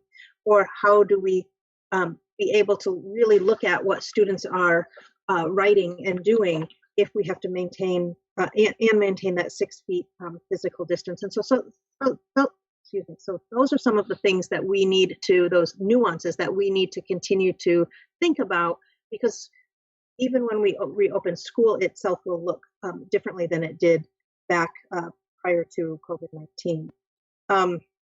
And we would need to identify some small group capacity and who could facilitate that at the secondary level. And then finally, making sure that we have really good teaching in place, because we want our littles, you think about those 4 and 5-year-olds, to keep their masks on and to not share masks and like one mask better than another mask, because what we don't want is for their school experience to feel like they're always getting these reminders instead of being able to spend the time focusing on the learning. And so I think we have a lot of great opportunity here, but there's still a lot of nuances that we need to continue to figure out and think through. So what I wanted to head into next was talk a little bit about what small groups could look like, but I want to pause and see if you have any questions about these 3 options at this point, or if you would like me to continue and then we can come back. Fine with continuing at this point. Anybody else? Ready to move forward. Okay, excellent. And I just want to clarify too, no matter when you decide that we want to come back in hybrid or that decision is made, there will be reshuffling of students.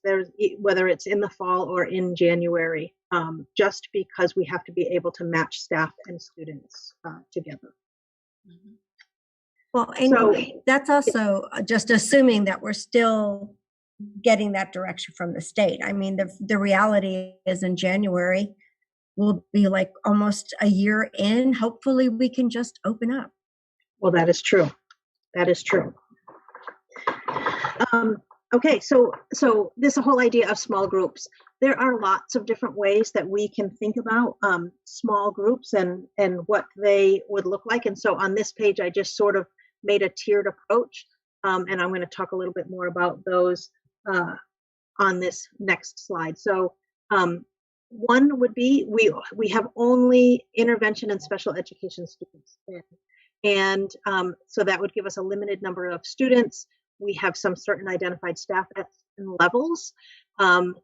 We have intervention and reading tutors at the elementary schools, and we would be able to weave those small groups in and around synchronous instruction. So what would happen in our planning anyway is that kids would still remain 100% virtual and then get some in-person intervention, but it would be for really small targeted groups and identified groups of kids that meet certain instructional criteria.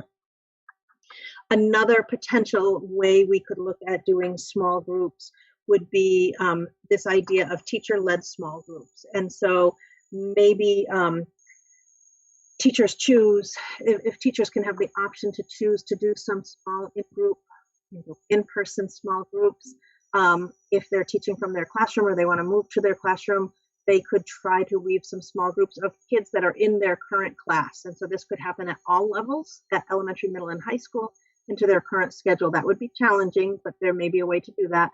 The challenge for that one could be transportation, because kids might be in and out, and it wouldn't necessarily be targeted for struggling students. Where this could be a benefit would be science labs or particular kinds of art projects or more hands-on types of things that teachers might want to bring some small groups in to do in person. The bottom left talks about this idea of 1 day a week, small group, all classes. And so this is another way to have all classes participate. So we would do 3 days a week of virtual instruction for everyone. 1 day a week of targeted small groups for some students in teachers' classrooms. And so then some students would have 2 days a week of asynchronous instruction, and some would have only 1 day. And so these are just all options of ways, if this is the direction that the board would like us to go, we will have these conversations, says what's the best way to service the students. And then the other way would be reshuffling students so that a teacher at a particular grade level becomes the small group teacher, but also provide all of their instruction. And then the other teachers at that grade level would continue virtual learning. And so students would be grouped for all the classes. And then this page just really, I think I've probably said this in previous slides, but this was just the pieces that I really wanted to make sure that our board and our public and our parents and our families understand, is that every single option has some major benefits and some major considerations. And so as people go to make their decisions, once the board decides which option we want to go for, I really want them to be informed about what it is they're choosing. And so any kind of hybrid will require some, not 100%, but some movement around classes and schedules and potentially even teachers from different schools. We will need to look at the elementary level. Likely it would be an AM, PM cohort.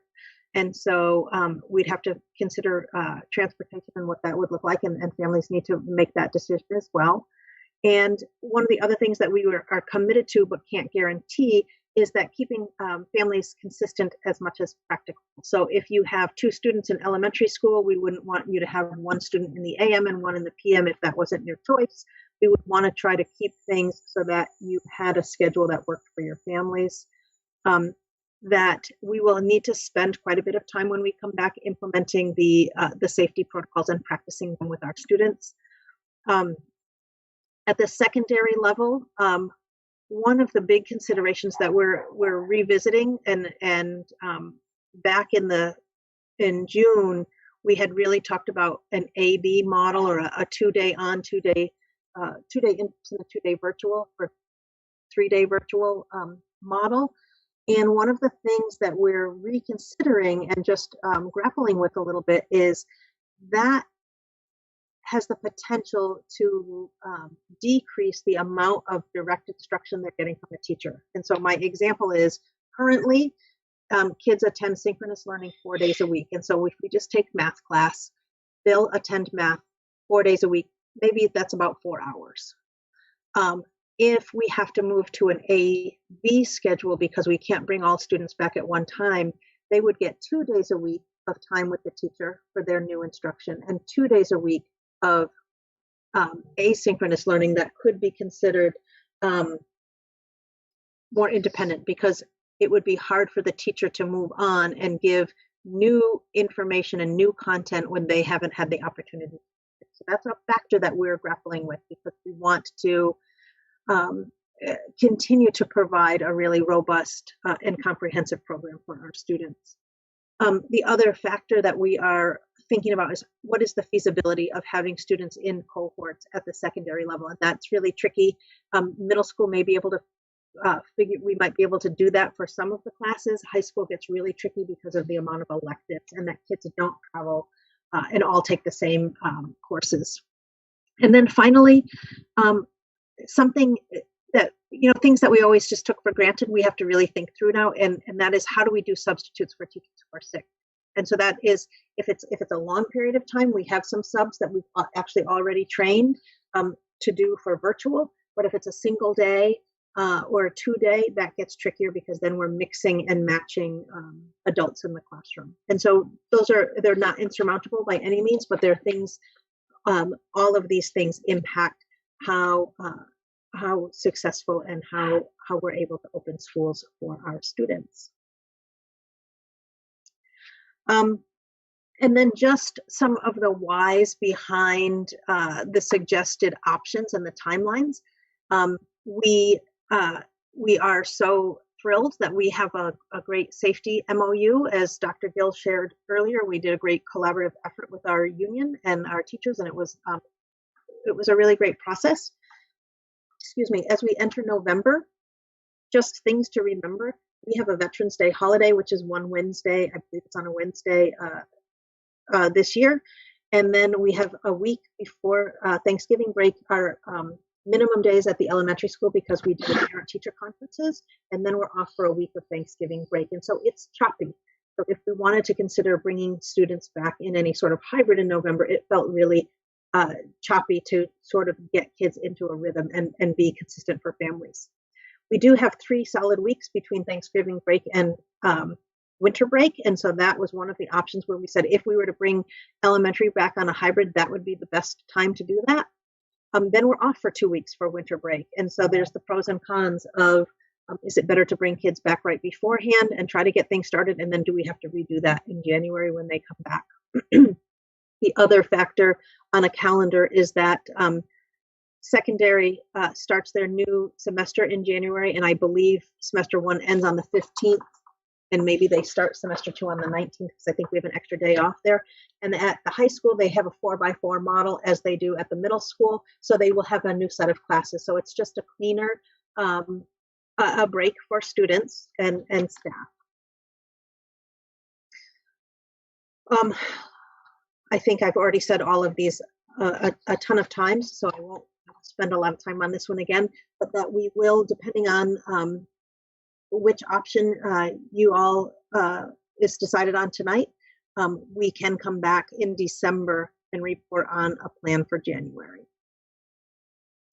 And so that brings me up to the last slide, which is just kind of revisiting those 3 options. The first one, where it is assessments in small groups in November, trying to bring back Liberty students in December, and then January opening up hybrid, or as President Frucci said, maybe we'll be in a whole different place and be able to open up 100%. We're not 100% sure at this moment, but whatever we could do in January.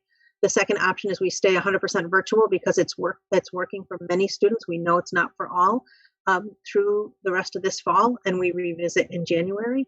Or the third is we bring back that hybrid elementary in December, along with Liberty High School and small groups in November. And so at this point, I will stop talking and answer any questions you have, any discussion you want to have, go back to any slides you'd like to see. And if there's any of my teammates here that have more information that I forgot, please jump in. All right. Well, first, I'd like to say thank you, Dr. Beetson, to you and your team. There is an amazing amount of information in your presentation tonight to help us kind of chew on for a little while. With that said, is there anybody who has any comments or questions at this point? I think Stacy did. She raised her hand. Okay, yes, I'm sorry, thank you. Stacy. I didn't see you. Thank you, That's Mark. okay. Thank you. A couple of things come to mind. One, I would really like to see Liberty come back together, because those students, according to all the data we saw at our last meeting, are really struggling. And I thought that one of the ways that Liberty becomes really feasible is they also all have their own door entries, correct? Yes. And so we could cohort that group and have them really be working together in the classroom setting with very limited risk. And so is there a reason we wouldn't do that before December? Because that still seems 6 weeks off. Mm-hmm. Yeah, and that's a great question. I talked with Miss Lewis about that, and part of it would be just to do some rescheduling. We can definitely revisit if we can get them in before December. I know that there were some rescheduling and some rethinking of how classes would run, because kids, if we wanted to keep them in cohorts and not mixing, we would have to shift some of who was doing which piece of the curriculum. But we can revisit that. About 70 kids? I think there are about 50. I don't have the exact number right at this off the tip of my fingers, but I want to say there are about 60 this fall. Okay. It just seems like with the level of drastic with the drastic drops in their grades, if there were a way to do that sooner, I would think it would be beneficial. Okay. I do like also the hybrid elementary in December because it gives our little ones a chance to practice at being back in school and transition. And so I think that would be a really great option as well.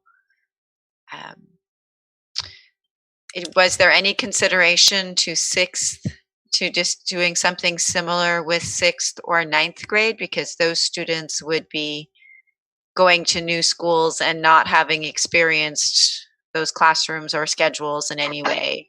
We talked about that. We probably could do something like that at 6th grade. 9th grade, because they're not clear 9th grade classes, so some of the 9th grade classes have different grade levels in them. That made it tricky, but we did talk about, I don't know if it would be before or when that would happen, but trying to find some event, and I don't mean a big gathering event, but some opportunity for small groups to come on campus and get familiar with the high school.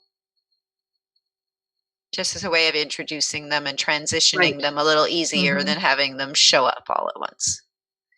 Yes. It seems like December might actually be a great opportunity to get the 6th grade in. It is only 3 weeks, and they don't even know their way around the facility. And to have to mix with the 7th and 8th graders, I just think it might be a great opportunity for them as well. Right. And the only trick that, and we can absolutely investigate that, the trick is some teachers don't teach just 6th grade, so they'll teach the 6th grade and then some 7th grade. It's just logistics. It's the implementation of the logistics of making that kind of shift happen that gets tricky as we get out of the elementary school.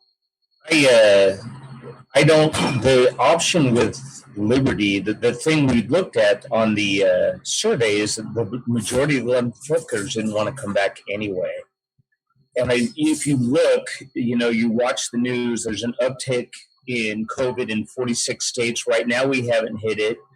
Europe has seen an uptick. I just personally don't feel it's safe yet. Like the parents said, I think that erring on the side of caution and saying, okay, this is working for, I realize it's not working for everybody, but in-person didn't work for everybody either. And I think that we need to be safe, because if somebody gets it and dies on our watch and we were like, well, it's worth the chance taking it, you can't plan for everything. Now, what Diane says, I really hope is true. I really hope in January this thing's gone and we all get to go back full. I want to go back. Remember, I'm a teacher. I don't like doing this at home, but I also know the safety aspect of it. And I think that staying virtual 100%, especially with the holidays coming up. And when were the last 2 times we saw spikes? After Memorial Day and after the 4th of July. When people get together, and there's too many people in this country who are not taking this seriously enough. They're not wearing masks. They're not doing the things they need to do. And for me personally, I think it's the safest and the best option to stay 100% virtual. And hopefully, we keep planning for the, January to get ready for it, but we don't know yet. So we plan for it and we come back and revisit, and hopefully I'm wrong, and hopefully we don't see a spike. But I'd rather be wrong and not see a spike than go back, have a spike, and have people get infected. And this stuff is serious. It's killed over 210,000 people in this country. So I think we really need to look at taking this seriously. I agree with what Mark. Oh, sorry. No, go ahead, Sherry. I agree with what Mark was stating. I had read an article today in CNN that says we were up 16% in the United States compared to last week. And I've been reading other articles that have said the same thing. Mark, can you mute? I'm sorry. Apologies. I'm sorry, Sherry. Maybe now I can hear you. No problem. There was an article just recently done by Dr. Fauci. It was actually, today's Thursday. It was released today, where he said this kind of spread is quite concerning. The issue is that we enter into the cooler season of the fall and winter. You don't want to be in that compromised position where your baseline daily infection is high, and you are increasing as opposed to going in the other direction. And if anybody's looked at any of the news sources coming from overseas, they're starting to close back down. I personally, I know the best place for kids to be is in the classroom. I get it, and I sympathize with those that are frustrated. But a couple things. First of all, I hear what Dr. Beatson was saying in her presentation, but I don't think we even have an actual plan in place for any of these options. And it worries me that we can't say, okay, should this happen, this is what we're doing. Not, well, we could do this or we could do that. And I think our parents want to know, what is it that we're going to do? What is the plan that's in place, and how are we going to act it? And like, if a child gets sick, where do they go? Let the parents know. Each site's going to be different. And I think we need to be really careful on how we handle this. This is a very sensitive subject, and I feel for the parents, I feel for the teachers, but even the numbers of the surveys, 60% is not 90%. I mean, I don't feel comfortable that I don't think we're there yet. And I'm seeing data saying that it is going up.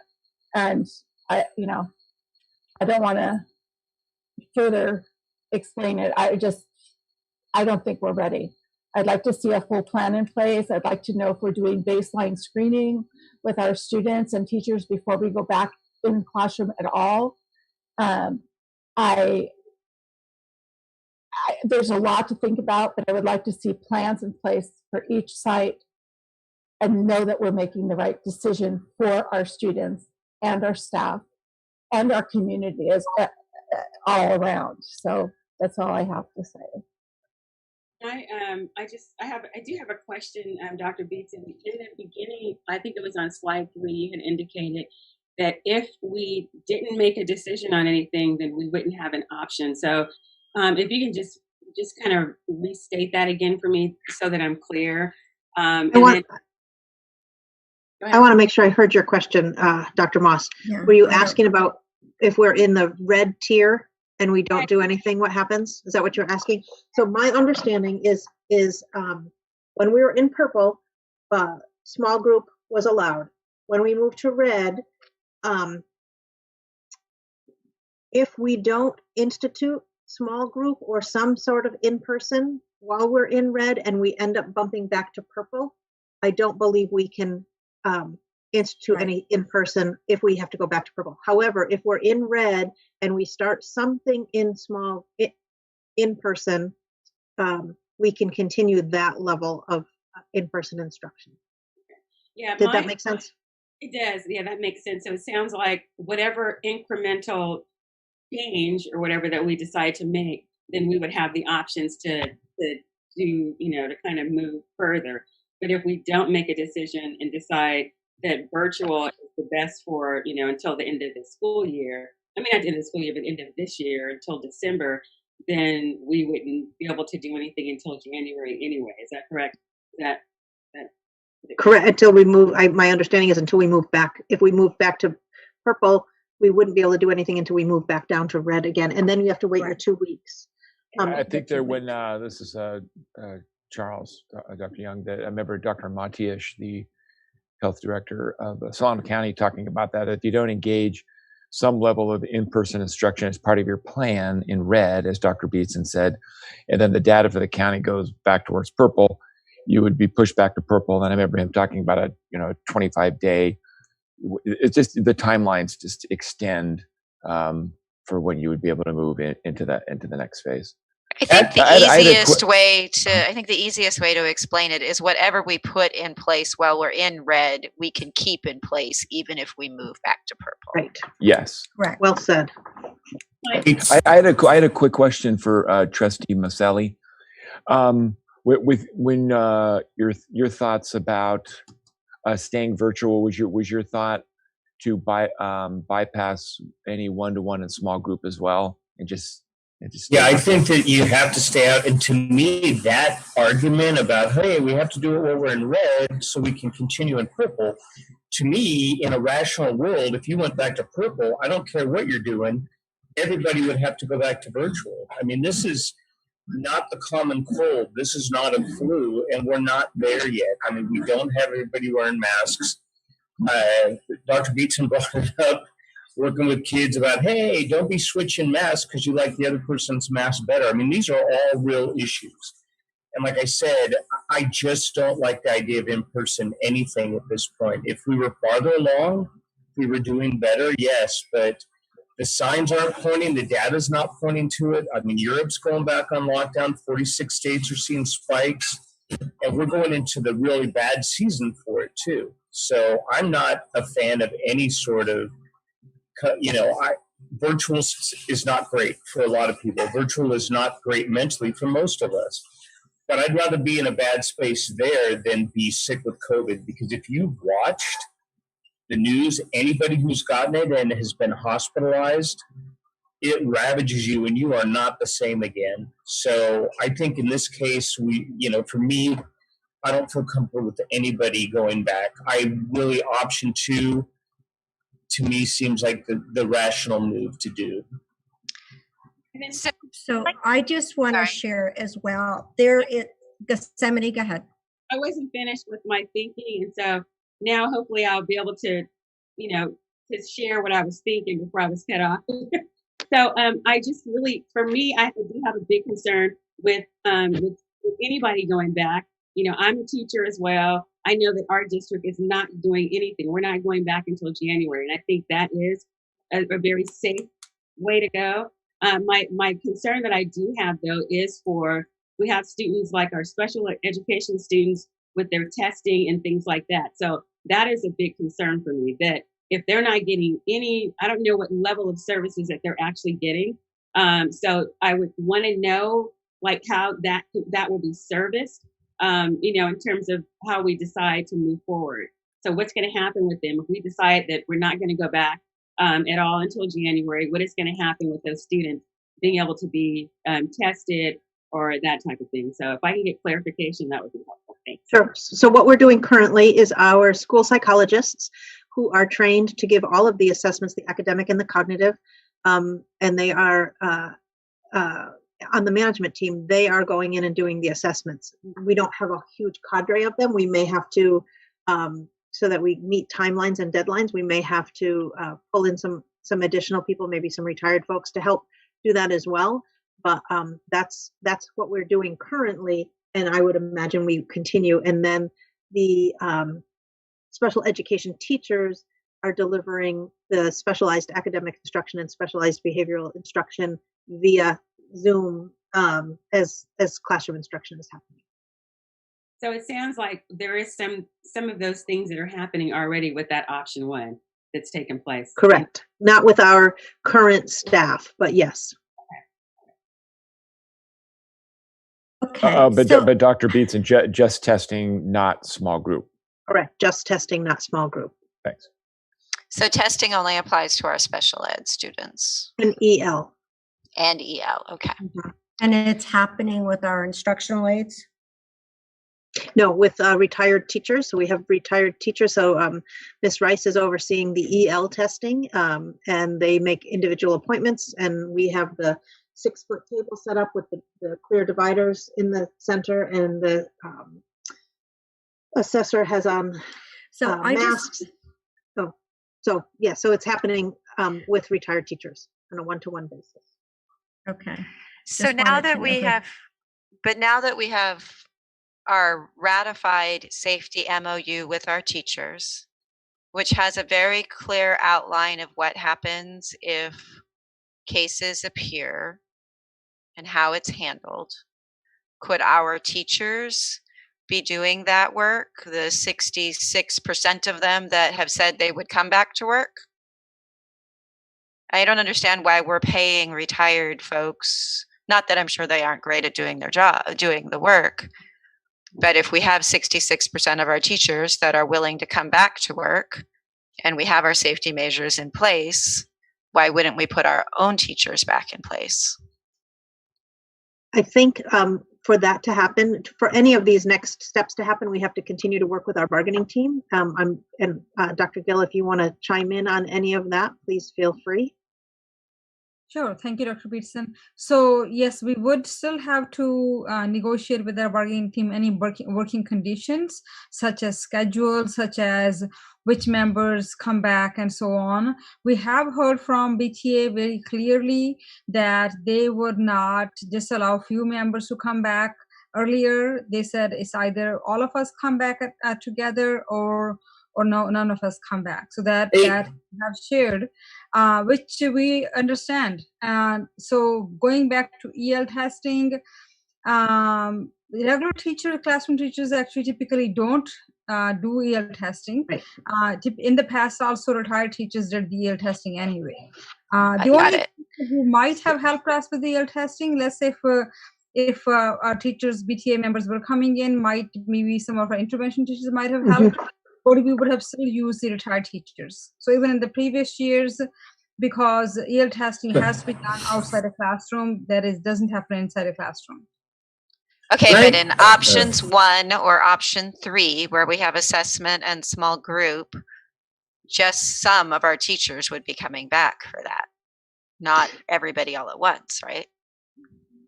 Well, that depends on how small group happens. There's Sorry. one. Go That's ahead. right. One of the options was for just our special ed teachers and our intervention teachers and our reading tutors coming back and doing that work. Another was if classroom teachers, if it was open to everybody, classroom teachers could volunteer. And so if I'm a science teacher and I want to bring in some small groups for some labs on some days, I could do that. So different ways that small group could look. And that's what I was explaining, is that when you give us a direction, then working with our union to determine what's the best way to service the needs of the students and the curriculum and the learning that needs to happen. Diane has been waiting super patiently, but then I'd like to go after her, please. Thanks, Mark. I appreciate that.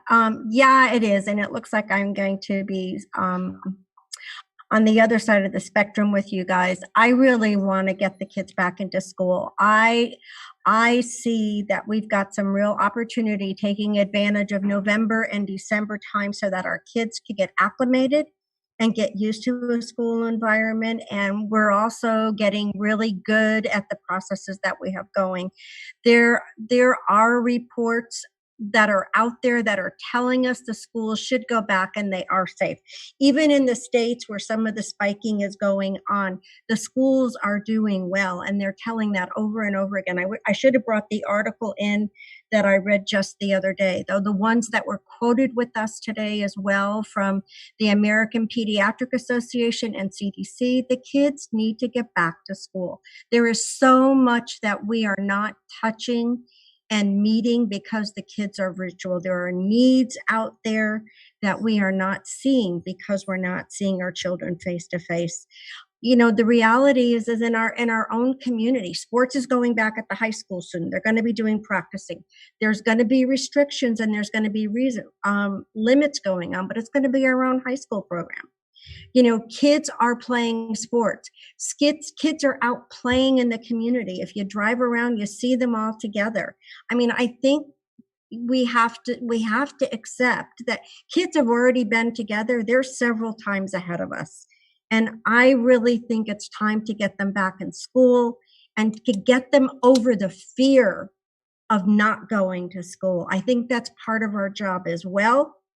And I think that's part of what we need to say we're doing as leaders in the community. So I'm going to ask us to really seriously think about that and what these children need, and that we need to let them know that they don't need to be afraid.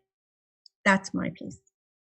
The question I had, Dr. Beatson, people are referencing or this could go to Dr. Gill also, people are referencing the survey that the teachers took. Words are important. What were the exact questions asked? Because do you want to go back now is a lot different than asking a teacher if they feel comfortable with going back is a lot different than saying, do you feel it's safe to go back? because for some teachers are like, look, I got to go, I got to feed my family. So I'm going to go back, even though I don't feel safe to go back. And then per Diane's point, which I totally understand about the kids getting out, there's just too many people in this country that have not taken this seriously. So for me to see people not taking it seriously and being out together in groups and having parties and doing whatever else doesn't mean it's a good idea. It just means they're not taking it seriously. So I guess the question I have again is, what were the exact questions asked the teachers in the survey? Well, and I think, Mark, to add to that would be the survey questions that went to the parents. I mean, it's like, are you coming back? Yes or no? I mean, it's almost like it had to be, and I'm not putting it down in any way or negating it in any way. It's just, it would really help us, because it might help us understand why the data responses are the way they are. Yeah, the 60-40 is not exactly overwhelming. Which was kind of surprising to see it so low. I expected to see a much more overwhelming response.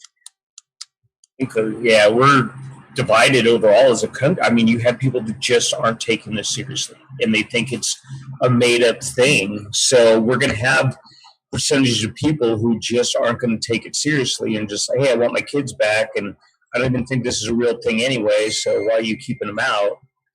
Whereas, there are people and on who the are other like hand, there are very reasonable people who believe the science and that the children should be back at school. The science, that's the thing. You talk to different people, you get different answers. And just look around our community, okay? For instance, Benicia, our numbers are still going up. Not drastically, but they're still increasing.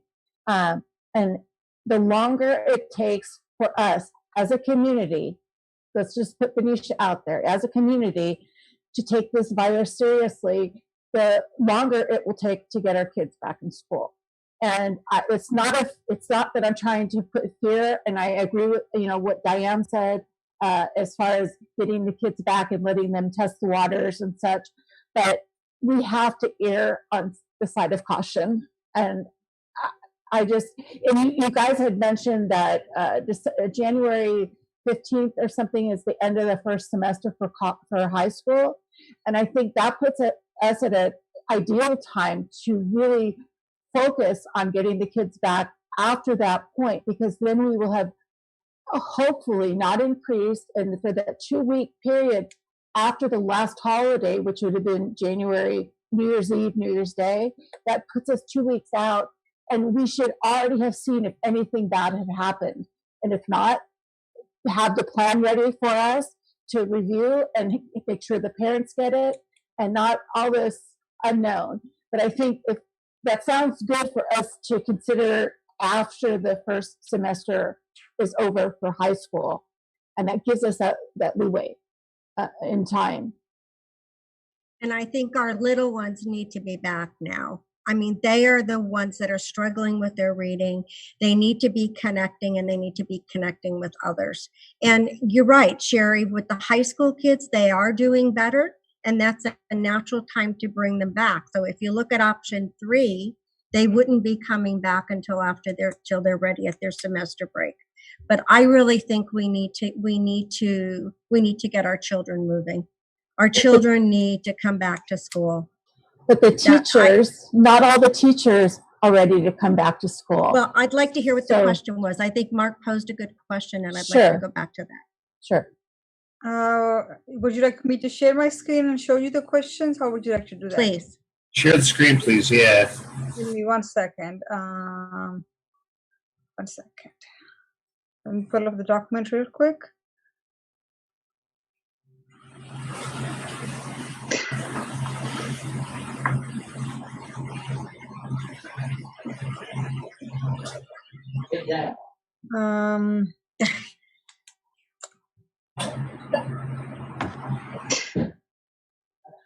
While Dr. Gill is doing that, I just wanted to kind of circle back on a couple of comments, and we can talk more about it afterwards too.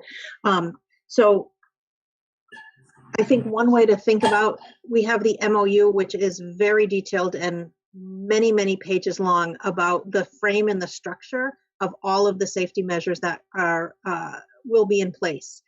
And then simultaneously, all of our directors are working at the site level right now with the site administration to say, if these are all of the things that need to happen, what does it look like? What's the implementation plan at the site? We've started that work. It will be done in time for whenever we're ready to open school, but we had to know exactly what were some of those frameworks that were in the MOU before we went too far down that road. And then those documents will be available for people to see as well. And then back in June, we did lay out several different models and schedules for what it would look like, especially the elementary looking at an AM/PM model. We are still planning on that. Secondary will be some type of AB, but they're revisiting it based on some learning that we had with the virtual learning and trying to figure out how to even balance that a little bit more. So while that one is not 100% detailed out, and that's the work that we would need to do with our site staffs, and they're having those conversations now. So we did have plans. We're tweaking them based on things that we've learned. And once we have that direction, we'll be able to share that with you as well. Okay, so I am,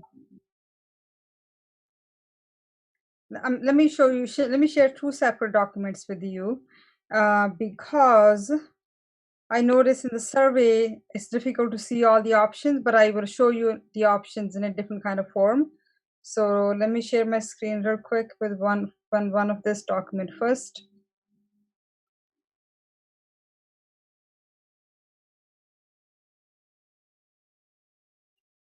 Okay, so are you able to see my screen?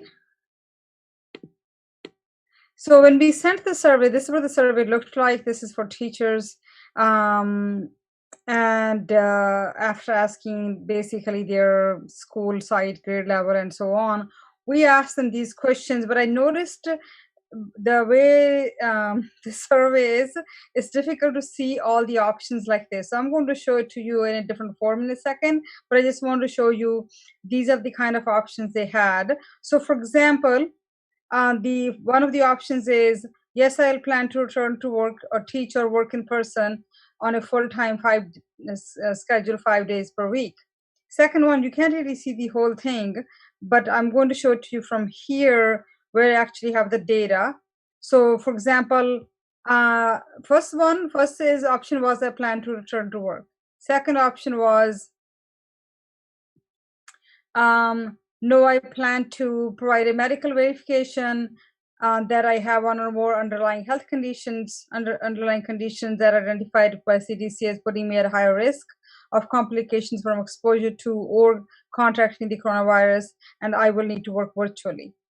Then the option 3 was, I don't think I have too many people who selected option 3. Maybe a couple. Let me see if I can find somebody. Option 3 was,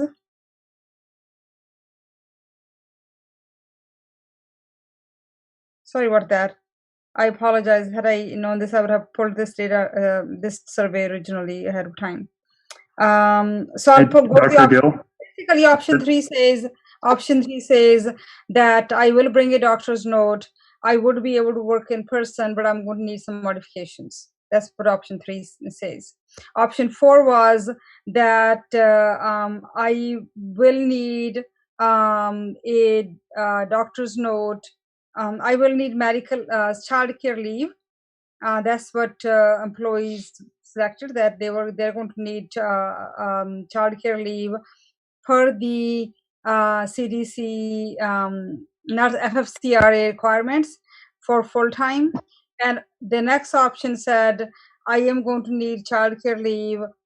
Sometimes not every single day, all 5 days a week, but depends on the day, maybe some hours a day because of hybrid learning, if their children are in hybrid learning.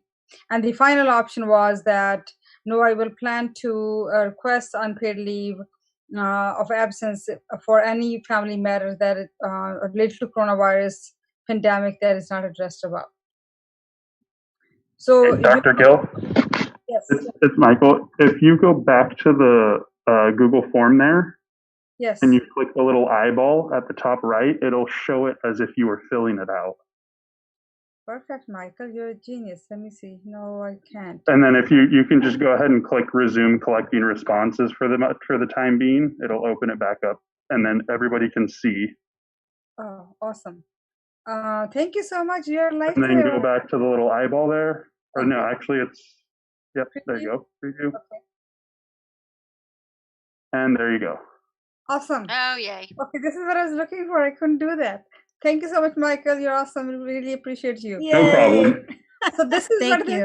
this is what teachers and classified staff saw. Has the options.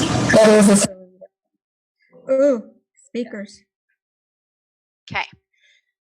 Ooh. Well, thank you, Dr. Gill. That was helpful to understand what the questions were. Definitely. Thank you. And thank you, Michael.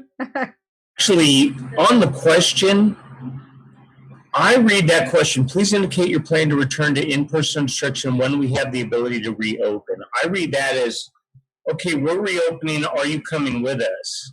Not, do you think it's a good idea to reopen at this time? And that's, having been on bargaining for 20 years, you know, words matter. I get what you're saying, but again, I read this as, look, we're going back when we get to go back and you're coming back with us.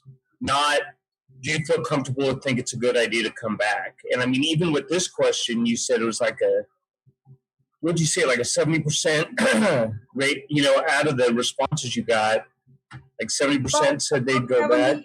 Yeah, about 70% of the staff responded to the survey. And I'm talking about teachers. And about 66% out of those 70% said yes to this. Right. And about 25%, I can actually show you. Let me see if I can go to responses. Right here. Okay. So we click on this, as you could see, about 66. So 175 people took the survey, 116, which is out of the 175. So not everybody took the survey. You have to keep that in mind. Right. Only 175 out of 240 is approximately 70% or so. It's like 250 approximately, including, because it's not only teachers, BTA unit members are also counselors, therapists, if we count everybody. So it is more than, a little more than 250. I don't think the question answers if the teachers feel comfortable with going back. I mean, I think that what we've said is, you know. Oh, I think so, Mark. No, it says I mean, you read it, it's like, when we go back, are you coming with us? That doesn't mean, do I feel comfortable or do I feel it's a good idea? It doesn't ask, do I feel it's a good idea to open up or do I think we should stay out? I mean, it says, when we open, are you coming back? But it's not their decision to make. It's not their decision to make. Right. But you guys, the question is, if we're going to open, are you going to open with us? Right, but that's you're what saying, we need to know. But you are, I'm trying to get the idea of how the teachers feel, because what you're saying is, we're quoting this survey to say, hey, the teachers feel comfortable with coming back. 66% said yes. That doesn't, no, it doesn't say they're comfortable with coming back. It says that they're saying, okay, if you open up, this is my job, I got to come back. So it's not answering the question about if they feel comfortable. I get it, you're right. They're saying 66% said they will come back, but that doesn't mean they're comfortable with coming back. Well, a lot of people are not comfortable with doing their jobs in this environment, Mark. It's hard to go on people's comfort level because that's not the basis on which we have to make a decision. No, I know, but we're quoting it. You quoted it yourself, Stacey, and said, well, look, if 66% said they're willing to come back, can't we have them doing the testing of the small group stuff? Right, and they did, and that's exactly what they said. They said, yes, I will come back to work if you open. And so if they are willing to come back to work if we open, then can they do it in this way, is what I was asking. And that's exactly what the survey says. They're willing to come back to work if we open. So if I just don't know if they feel good about it. I mean, they don't. I don't feel good about doing a lot of things I have to do these days, but but your life's not on the line with doing a lot of the things you don't feel. I don't feel comfortable, you know, going to the gym sometimes, but it's not a life or death thing. And I mean, just for me, and like I said, I could preface everything with I only speak for myself. And speaking for myself from the years of bargaining and stuff, this question doesn't really get, and you're absolutely right, Stacy. 66% said they'll come back when we open, so they'll come back when we open. I'm not disputing that. What I am saying is that I don't know if they feel comfortable with coming back or if they feel pressed into coming back. And I get what you're saying. You know what, Mark? Those 66% that are going to come back, it's going to be our job to make sure they do feel comfortable, because we've got the safety measures and the protocols in place that allow them to feel secure, or as secure as we can make anybody That feel. we think, and as that secure will as we happen think. for this.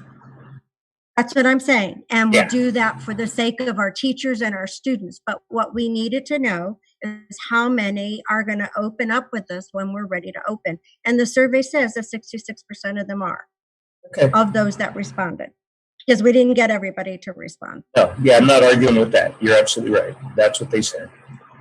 And Dr. Gill, I have just for clarification, what about Liberty? So I know that this is like everybody, but when in those questions, do you recall what percentage of the staff at Liberty indicated that they were comfortable? So we did break the data down by each school site. Mm-hmm. So in Liberty, I think we have 5 or 6 teachers. I think 5 teachers. Only 2 teachers took the survey, and 2 said they will. 4 teachers took the survey. 2 said they will work in person. 2 said they will work virtually. So then what I also did was I actually took students as well and said how many students at each of the school sites said they will come in person, they will come work virtually. So we broke this data by every single site, by teacher and by student as well. By line. Mm-hmm. So just to kind of compare, to give us an idea that if we have to do shuffling, even for elementary, because that's our biggest worry, because secondary, since middle and high school, they're only semester classes, so they can technically, if they know the data exactly by students and by teachers, they may be able to develop their classes starting January in such a manner that they match the students with virtual teachers, virtual students with that. Elementary, we will still, like Dr. Beatson said, we will still have to shuffle the students. So we were just curious. That's why we broke the data by teacher and student by grade level at that level. Can you show us one of the elementaries? Sure. Like, for example, this is Henderson. So each of the grade level, this is how many teachers said. Again, we have to keep in mind, not every teacher took the survey. Mm-hmm. So, and not every student took the survey. But at each of the grade levels, this is how many students are saying they will stay virtual, how many teachers are saying they will be virtual, and how many are they saying they will be. And in this data, in this table, I did not have the data for people who are asking for leave. It is up here though. So by reason, by grade level, by reason, what kind of leave are they going to be asking for? That data is up here. Because if they're on leave, we will need to really think about a different option. Like we have to get a sub for their classroom or something like that. Okay, so technically at Joe Henderson, I see 3 teachers that are looking to go virtual, and the other teachers will be returning except for the one. Is that correct? That's correct, but they will also have one teacher who will need accommodations. They will have one teacher who will ask for leave. Okay. Yeah. There's 5, right? There's 5. There's 5 that are asking for some sort of something to not return, and there's 20 some odd teachers at that site, if I'm reading this correctly. Yeah, we changed to Matthew Turner now, so the numbers have changed from what Diane said. Thank you. I'm looking at the screen like, whoa, what happened? Yeah. I said, so we were on Joe Henderson, and now thank you, because all of a sudden my ones disappeared. It makes sense. So yes, right. Henderson.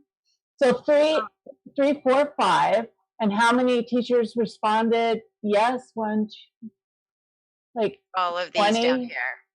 Right. Okay, that's it. There's like a 25% of those. No, there's 3 teachers here that will go virtual, and 1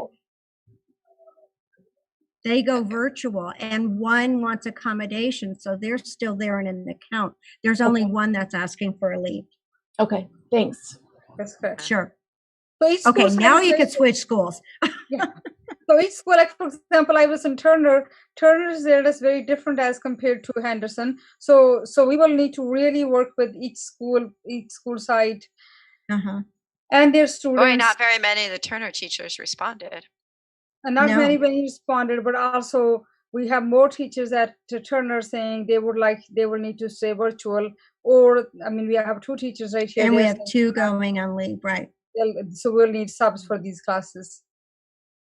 Yeah. So we do have this data broken up by, even though we don't know the names of neither teachers nor students, but at least this gives us some idea at this point. Okay. Interesting. Mm-hmm.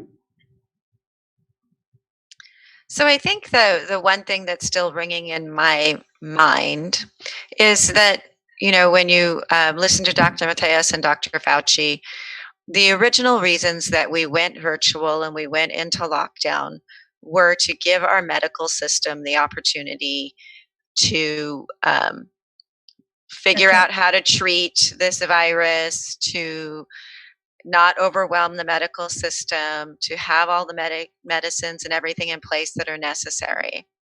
And so when you listen to our public officials meetings like we did today, Solano County is in a great position in that only 20% of our bed spaces are even filled. We have all of the treatment and medication in place, so much so that we're turning away the shipments. And so the whole point to go into lockdown and into virtual learning was to reduce the curve, which we did here in our county, and we have everything in place. The goal was never to have 0 cases. That's an impossibility. So it's how we manage the cases that we have. And we have the MOU in place that talks about our management plan. We have the medical support system in place to treat whatever comes up. So at some point, we have to make the step forward to start working our way back to in-person school. And I think to continue to put it off because there is the next bump or the next holiday or the next whatever we want to put in a way is creating barriers for ourselves that are scientifically not necessary. And so I really want to encourage us to think about really what our options are and not stay in this place where we're just afraid of what is going to happen next, because we all agree it's not good for our children. 60% plus of our families, our teachers, our children are all ready to go back.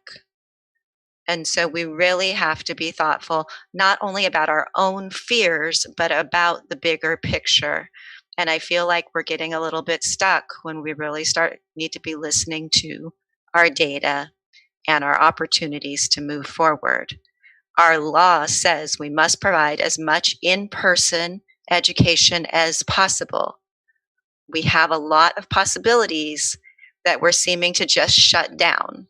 And I don't think that is serving the role that we are supposed to be playing here.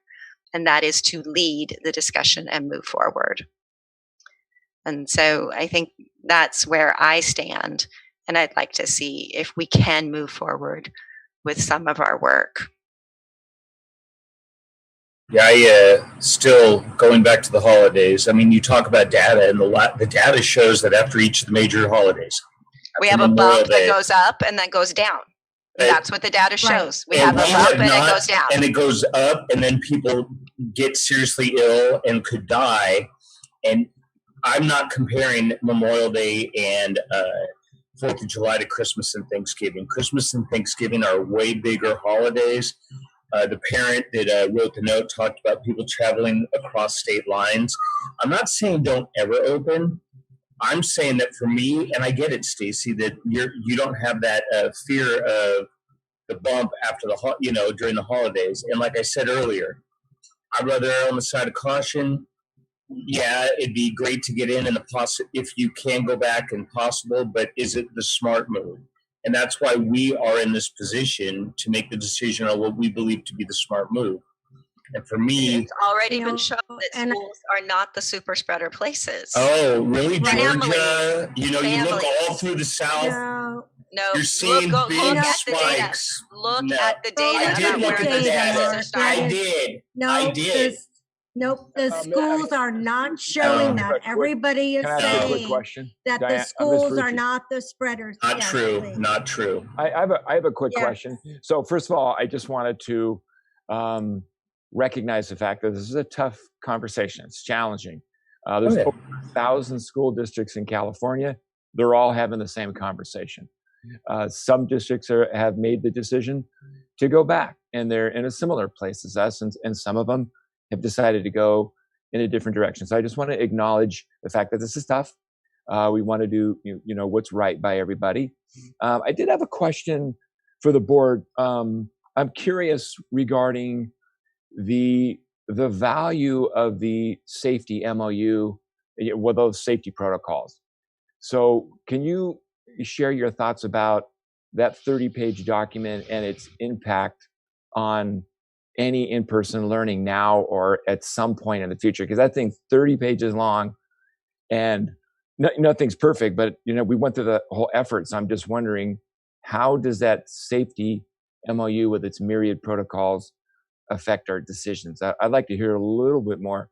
I'm just curious from trustees. I think it's a good starting spot for when things aren't ticking up all across the country. And I mean, those are things that we're going to have to do anyway, but it doesn't make me more comfortable right now, as Sherry said, with the data showing an uptick all over the place and entering, not summer, but entering the winter and the flu season and the spreading, where there's more spreading. Ideally, yeah, when we are on a complete downward trend. And for me, the other thing, I don't know if I said this before, it's been a long meeting. To me, it's disingenuous to say, oh, well, we need to open now while we're in red, because if we go back to purple, then we couldn't, then we could stay open. Well, to me, if you go back to purple, you shouldn't be. I did say it. I apologize. I'm sorry for reiterating that, but I think that answers your question, at least for me. I'd like to hear from other trustees if you feel comfortable weighing in on the impact and value of the MOU, and then to Trustee Maselli's point, I'm just, as a system, and we're going to have to keep looking at the data. Maybe it's too soon for us to think about that now, but would we only do any in person if we're orange or yellow? I'm just wondering, I don't know. I think back to your question about your MOU. Right. I think the thoroughness of that MOU, I read through all of it. I was amazingly impressed of the thought and the care that went into that document. I mean, they have really laid out almost every scenario from the cleaning, from what they're going to do in the class with the kids, that I feel comfortable to say, let's open schools. I don't think we should be sitting back and going, but maybe somebody might get a cold. I mean, and I'm not trying to be frivolous, but I mean, we can always come up with that scenario. I think that document is incredibly thorough and thoughtful. And I think the work that our facility team has put in, and Alfredo, I am impressed with the things that they have made and their ingenuity and the way that they're trying to protect our staff and our children, that I feel comfortable saying, I think we need to open school. I think the data is there. Benicia is low. California has never been so low. Thank God there have not been deaths in days in our Solano County for anyone, including even the facilities, which we know the care facilities are still struggling, and that's where our numbers are coming from. But I just think we need to stop and say, these people have done an amazing amount of work, and we need to respect them. They are ready to open. And that MOU is bargained by the BTA, by our teachers. Right.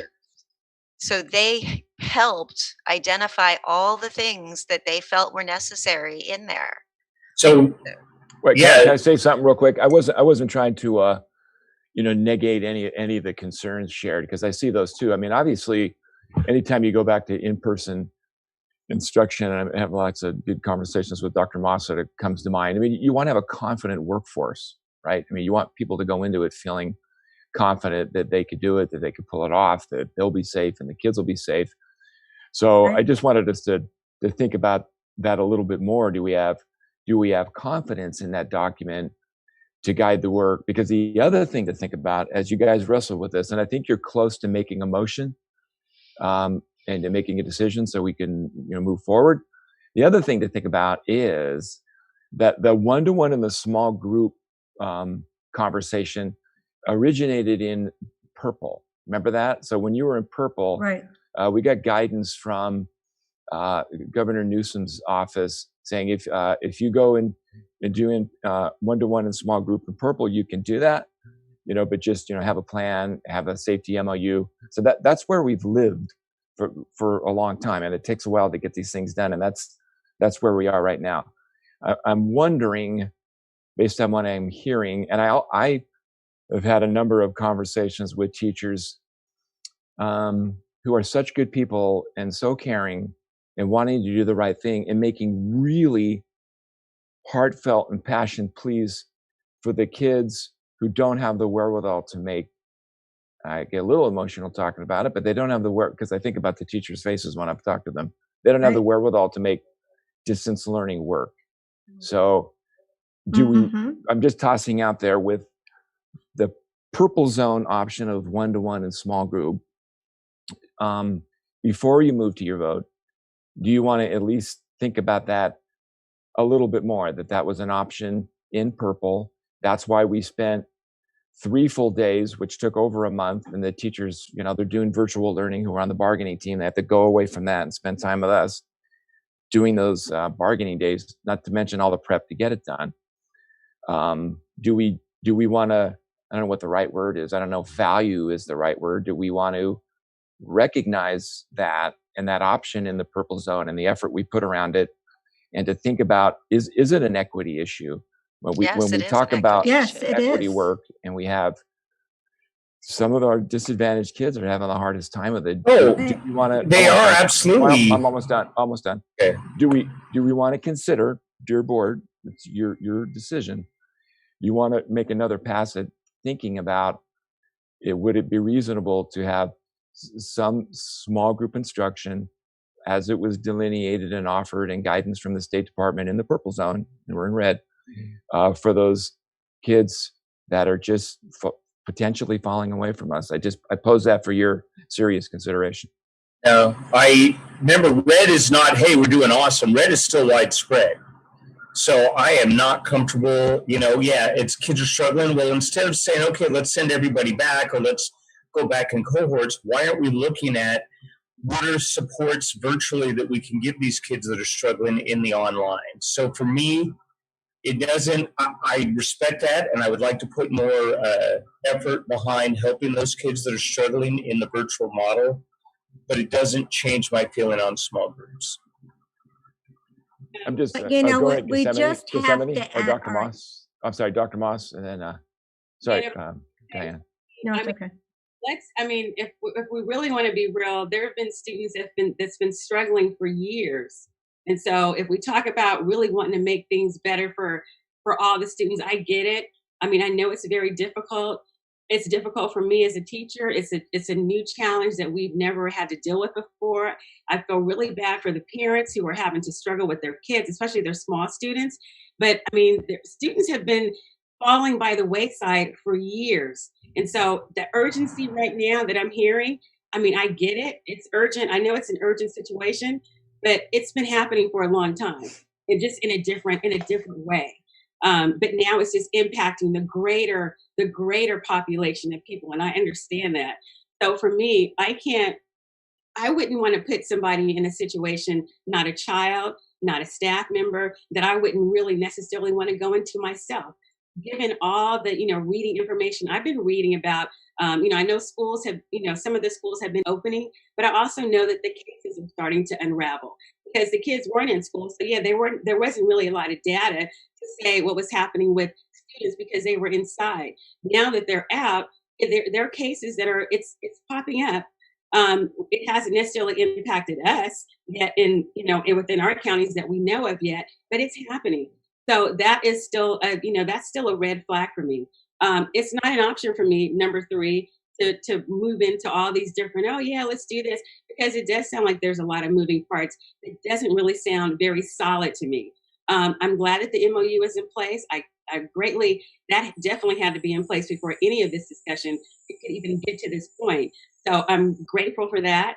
It is very thorough, but for me, I can't even consider option 3. I'm really leaning more toward not having the kids come back until January, but I don't want to wait and have the discussion in December. I want to know solidly what is the plan really going to look like, have a clear information on the data in terms of, the staff. I mean, I get it, 60% but I really want to know the parents. I know that there was some question about even the questions that went out to them, that it still was just so not even really clear for them. And so I just need to feel more confident in, yes, we have it together. Here's what it's going to look like. I am concerned about those students at Liberty, because I know that they need some more support, as well as our special education students. I'm glad that they're getting the testing. I am concerned about the high need population of students, but that's always been my concern as an educator. So I don't know where we can take this from here, but I know that option 3 is definitely not an option for me. Thank you, Dr. Moss. And I think President Ferrucci's hand was up a little bit earlier. I would just like to put out there that it sounds to me that you guys are getting to the place where close to making a motion. So what have you done really quick? We've talked about different viewpoints on the data. We've talked about options, the safety MOU, what's the best way to meet the needs of all students, particularly the kids that are struggling in the virtual model. I want to commend you as a board. I hope the community that's watching sees a very thoughtful board that cares deeply about its entire community. So I want that to be known, even though you're sort of, have a little different angle on it. That's okay, but you're coming from the place of wanting, you want people to be safe. You want to protect them. You're trying to make the right decision. So you're to be commended for that, and it ain't easy. So to Ms. Ferrucci, because I think your hand was up earlier, and then I think from what I'm hearing, I think you guys are at the point where somebody should make a motion, and then when you make your motion and the decision, as a superintendent, I would after that would like for you to give a staff direction moving forward. Like what would you like us to put our focus on after you make your vote? Because you've had a lot of interesting thoughts about specificity of the plan, timelines, et cetera. Does that make sense? So I think to Ms. Ferrucci, I think you're at the point of making a motion, and then I would love to hear from you as with staff what we need your direction. Ms. Ferrucci, this. Well, I think the only other comment I wanted to add is I know that some of the teachers that have been working very diligently on this plan are the teachers that are really advocating to get back to school for their students. So it wasn't just something that we're looking at on paper. And I'd like you to be thinking about that as well. It's not that we're pushing, but we're also hearing that. But with that said, no one has any other comment. I guess I'm going to call for a motion. I have one more comment. So in Dr. Beatson's plan for small groups, there were 4 options for in-person and small group. And so, I heard Dr. Moss talk about concerns about the high needs populations and how to address them. And while I would like to see the kids go back to school, I do not want to lose the opportunity to work with small groups and testing in person, because those are our high needs students. And so if we were to look at the 4 models again of what testing in small groups would look like, there was very simple, minimal model to a very broad model. So if we could consider if we could consider the motion that allows for small group and in-person testing, then we could also direct the staff to what level we would like to see that progress. So I think I'm asking my colleagues to consider looking at that motion, knowing that we have the opportunity to direct the staff at what level we'd like to see small group. Isn't testing happening already though? I mean, I thought But it's minimally. It's happening very minimally. Just what we can do with. And I believe a it's couple just of folks. EL, isn't it? And some special ed, I thought. Yeah, we have It's special ed both. testing, and our psychologists, as I understand it, are doing the bulk of the special ed testing. And the EL is Right. getting done also. Yeah. So the And bulk. Yeah. by the retired teachers, right? Right. So we don't want to lose that, is what I'm saying, is we want to be able to continue that and do better for our students that need that kind of support. So if we vote on the motion that says we don't do anything and we only do virtual until January, I don't want to lose the supports that we're having for our students. And I'd like to be able to see it grow to what our students need, even in November and December. So those are two different levels. There were 4 levels of small group and in-person testing that were presented to us. If I'm not mistaken, there's 2 different things there. The first thing is, if we vote to stay virtual, are we going to stop doing the testing? I mean, that's what I'm hearing Stacey just saying. I don't want to lose what we're already doing. Yeah, that's part of my question. Like, I don't want to lose that, but I also want to make sure that we can enhance it as much as possible to support our students. So if you see, she's put up the list here. Right. So we have intervention and special ed only. And then So I don't want to lose that in our voting process. I guess the question to Dr. Beetson would be, if Can we just see the stay 3 options again? we stay 100% virtual, are we not going to continue to test as we've been testing? We can continue to test with our psychologists and our retired teachers. So we're not losing. One of the things I do want to point out is that special ed assessment got paused last year. I don't remember the exact ed code that did that when we went out on COVID. So we have a lot of work to do to make up, and I would need to consult with Ms. Corona, our special ed director, to find out if at the rate we're going with the psychologist, if we're going to make all of the deadlines. So we may need to figure out how to expand that, because we had a backlog from when we paused, when we first went out on shutdown, and then the ones that were currently coming due now. And you want to, Ms. Ferrucci, you wanted to go here? Leslie, sorry. No, I wanted to also see the 3 options. Doesn't one of those options allow the small group and testing to occur? The option 1 is not correct? Yes. So this one allows us to hopefully expand the small group and testing to at least cover that first intervention tier, the left corner box. Right. So to make sure that we're getting all that done. Right. What we didn't articulate in this small group section of this option is exactly what the small group would look like, because some of that needs to be bargained with our teachers. Whether or not we can say it'll only be special ed and intervention, or if it needs to be opened up to everyone. And so that's why the 4 different models of what small group could look like are suggestions, but that's the work once we get that direction. And quite frankly, we just finished the safety MOU, knowing that we have to move into this in-person MOU, which would outline exactly what that looks like. Hey, not to throw us off track here, but I just had a question. Ms. Martinez, I don't think we've had to do this in my 5+ years here. It's approaching 10 o'clock. We don't want to rush the conversation. Do we need to vote to extend our time beyond 10 o'clock?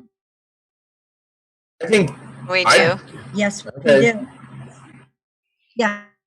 You want to do that real quick? I mean, you guys might So, be done quicker, but I guess, can I have a motion to extend beyond 10 o'clock if we need it? I move that we extend it past 10 o'clock if necessary. I'll second. Do I have a second?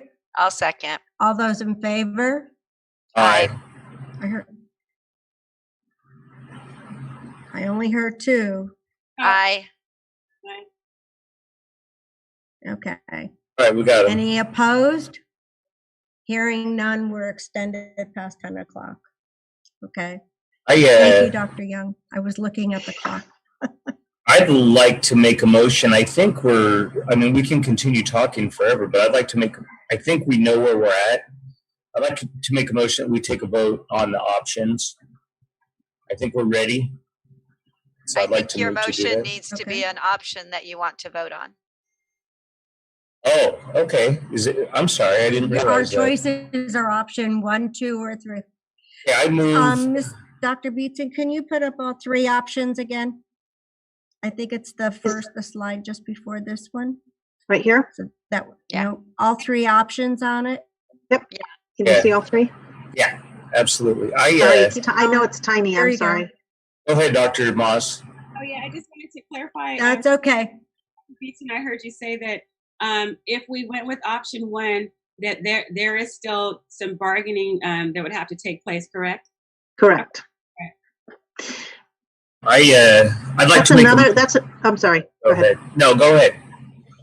I was just gonna say that's another reason for the timeline, because we need to finish the next MOU. It needs to go through all of those processes. And this MOU took quite a while to put together. I'm assuming that option 1 MOU, or in the next MOU that you're going to be working on, that's going to take some time. So we're really not ready. We're just not ready. I think I think the safety MOU gives the foundation, and these are just enhancements to the foundation. So I wouldn't anticipate them taking as long. Exactly. I'd like to move to vote. For me, I'd like to move to vote on option 2. I guess from what Dr. Hogan's saying, that's the way I'm supposed to say it. I'd like to vote on that. Option 2 as being the choice. Is that correct, the way I said it? You're making a motion to support option 2. Making a motion to support option 2, yes. Is there? Thank Do we you. have a second? Sherry, you're on mute. Second it. Okay. All those in favor? Could everybody take their mute button off so we can hear this time? All those in favor of option 2, say aye. I think Dr. Moss, comment first. So, am I able to ask a question first? Yeah. Yeah, of course. So if this motion. Yes, you can ask a question and then we'll take the vote. We can't hear you though. Can you hear me okay now? Yes, thank you. I can't hear you, Gethsemane. Okay, what about now? Yeah. Better. All right. So going with the one the option, does that mean then that the other options are off the table? Mm-hmm. Unless you make a motion, if it doesn't pass, then we can make a motion to pass a different option. Dr. Holguin, could you amend the motion? I think that's what you mean, though, right? Yeah. You could amend the motion. After. Right. Sorry. We have a motion on the floor, so we have to vote on it. And if it doesn't pass, then we could amend the motion and try again. Mrs. Zeta gave a second on this. Is that not correct? That's correct. That's correct. Yeah. Okay. Thank you. Okay. So all those in favor of option 2, say aye. Aye. Aye. Maybe raise your hand too. Aye. 2.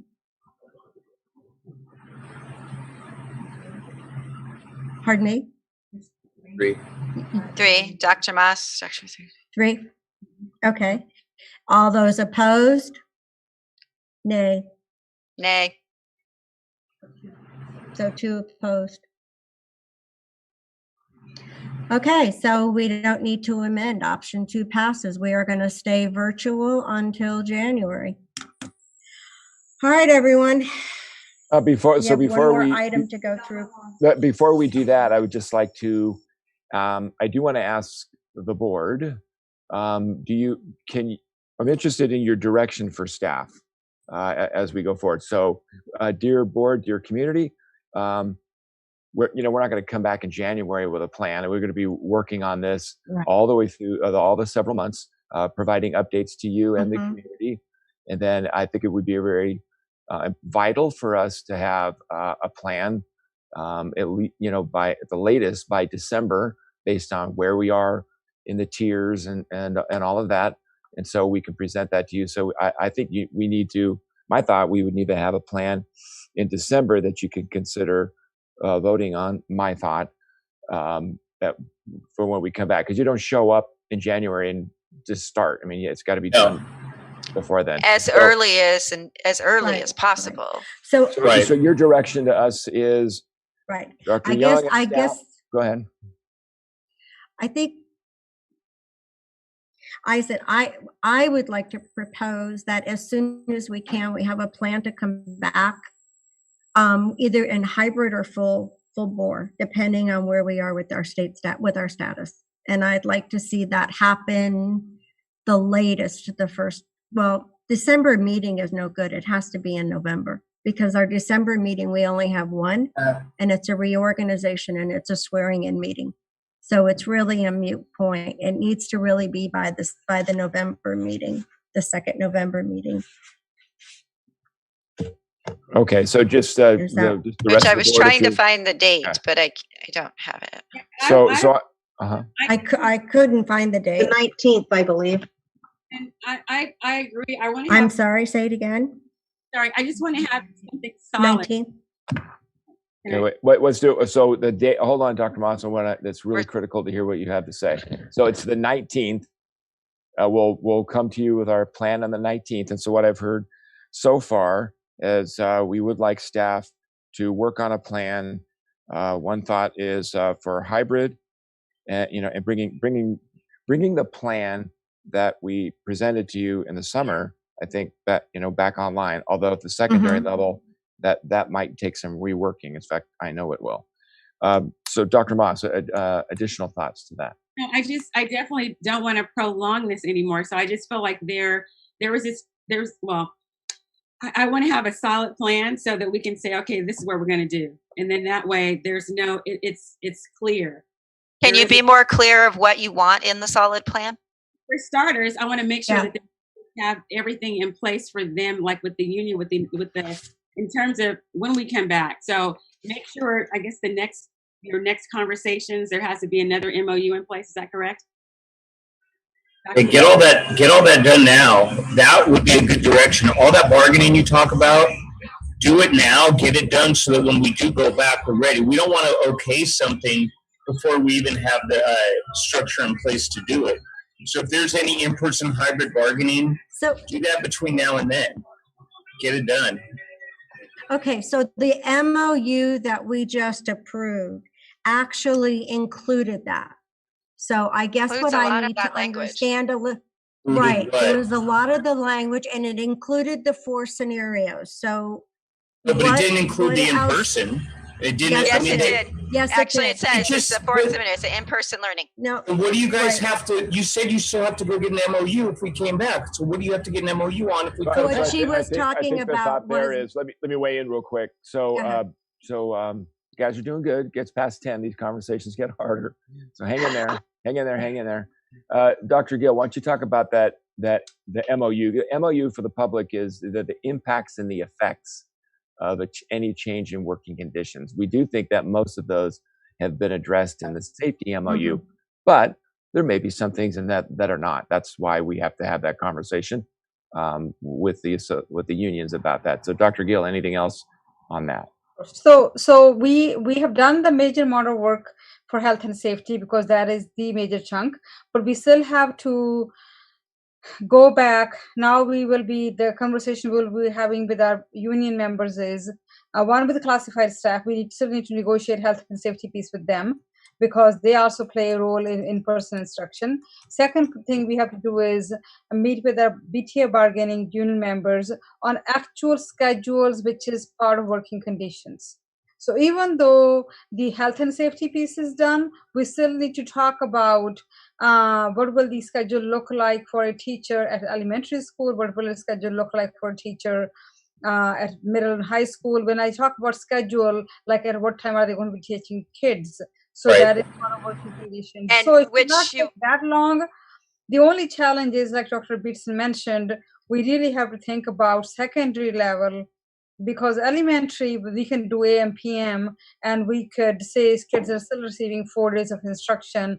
Secondary is, we would have to really be creative to figure out if there's a way to still provide students 4 days of synchronous instruction and still do in person. Which none of that can be bargained or could have been bargained before we voted, because they didn't know what they were bargaining out. Mm-hmm. So now that we voted, they can bargain that part. Yes. Now we actually had no timeline. We have an idea, so we can start working on those models and those thinkings through a team of people who will help us put this together. So that. All right, so I think we're almost done here. So staff is gonna work on all the MOU stuff that we just talked about, and the solid specific plan that was presented in the summer, but to make sure that it's very clear about what that looks like and how we would implement it. Does that sound correct? Because I just want to make sure how we spend our time. Yeah. So Dr. Moss, does that answer your question, or what else did you want to include? I get it. I'm fine. Okay. And then also I want to remind everyone as we close this out that we have dedicated a lot of time and energy to the virtual model, and we will continue to do that. We were just, throwing ourselves into that to make that hopefully as positive experience as possible. And as Mr.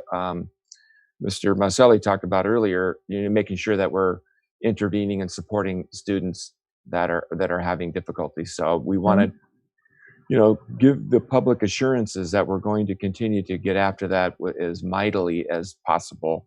I want to appreciate the community for everyone who watched this evening. So we have our decision going forward. We're going to stay all virtual for the rest of this semester, and staff will be working overtime to bring something back very specific to you in December, and certainly at each board meeting. November. Thank you. November 19th. November 19th. And we'll give updates, as we go along. All right. Thank you. Good conversation. Good, lively conversation. Okay. Good night, everybody. All right. Thank No, you. no, one more item. no. Oh, we're not done. No, we're not done. Gosh. We should be done, but we're not done. All right. Okay. On we We go. actually should have put this one first. Okay. This We will have go one fast. more item. This one will go fast. And I'm going to refer to the committee in case there's something we need to know and that we missed. But otherwise, our last action item is the second reading and approval of the board policies regarding the uniform complaint, sexual harassment, Title IX sexual harassment, non-discrimination harassment, parental notifications on sexual harassment, and Title IX harassment complaint procedures. So is there anything we need to know about that from the committee, or can we move forward with the motion? We can move forward with the motion. Okay, so do I have a motion then? I make a motion that we pass the board policies as updated, since they are all required by law. Yes, and I second that motion. Oh. Okay, all those in favor say aye. Aye. Any opposed? All right, the board policies are approved and now part of us. And with that, I can say, be safe and stay well. This board meeting is adjourned. Good night, everybody. Have a good one. Thank you, guys. Thanks. It was a real Bye. interesting Thanks. meeting.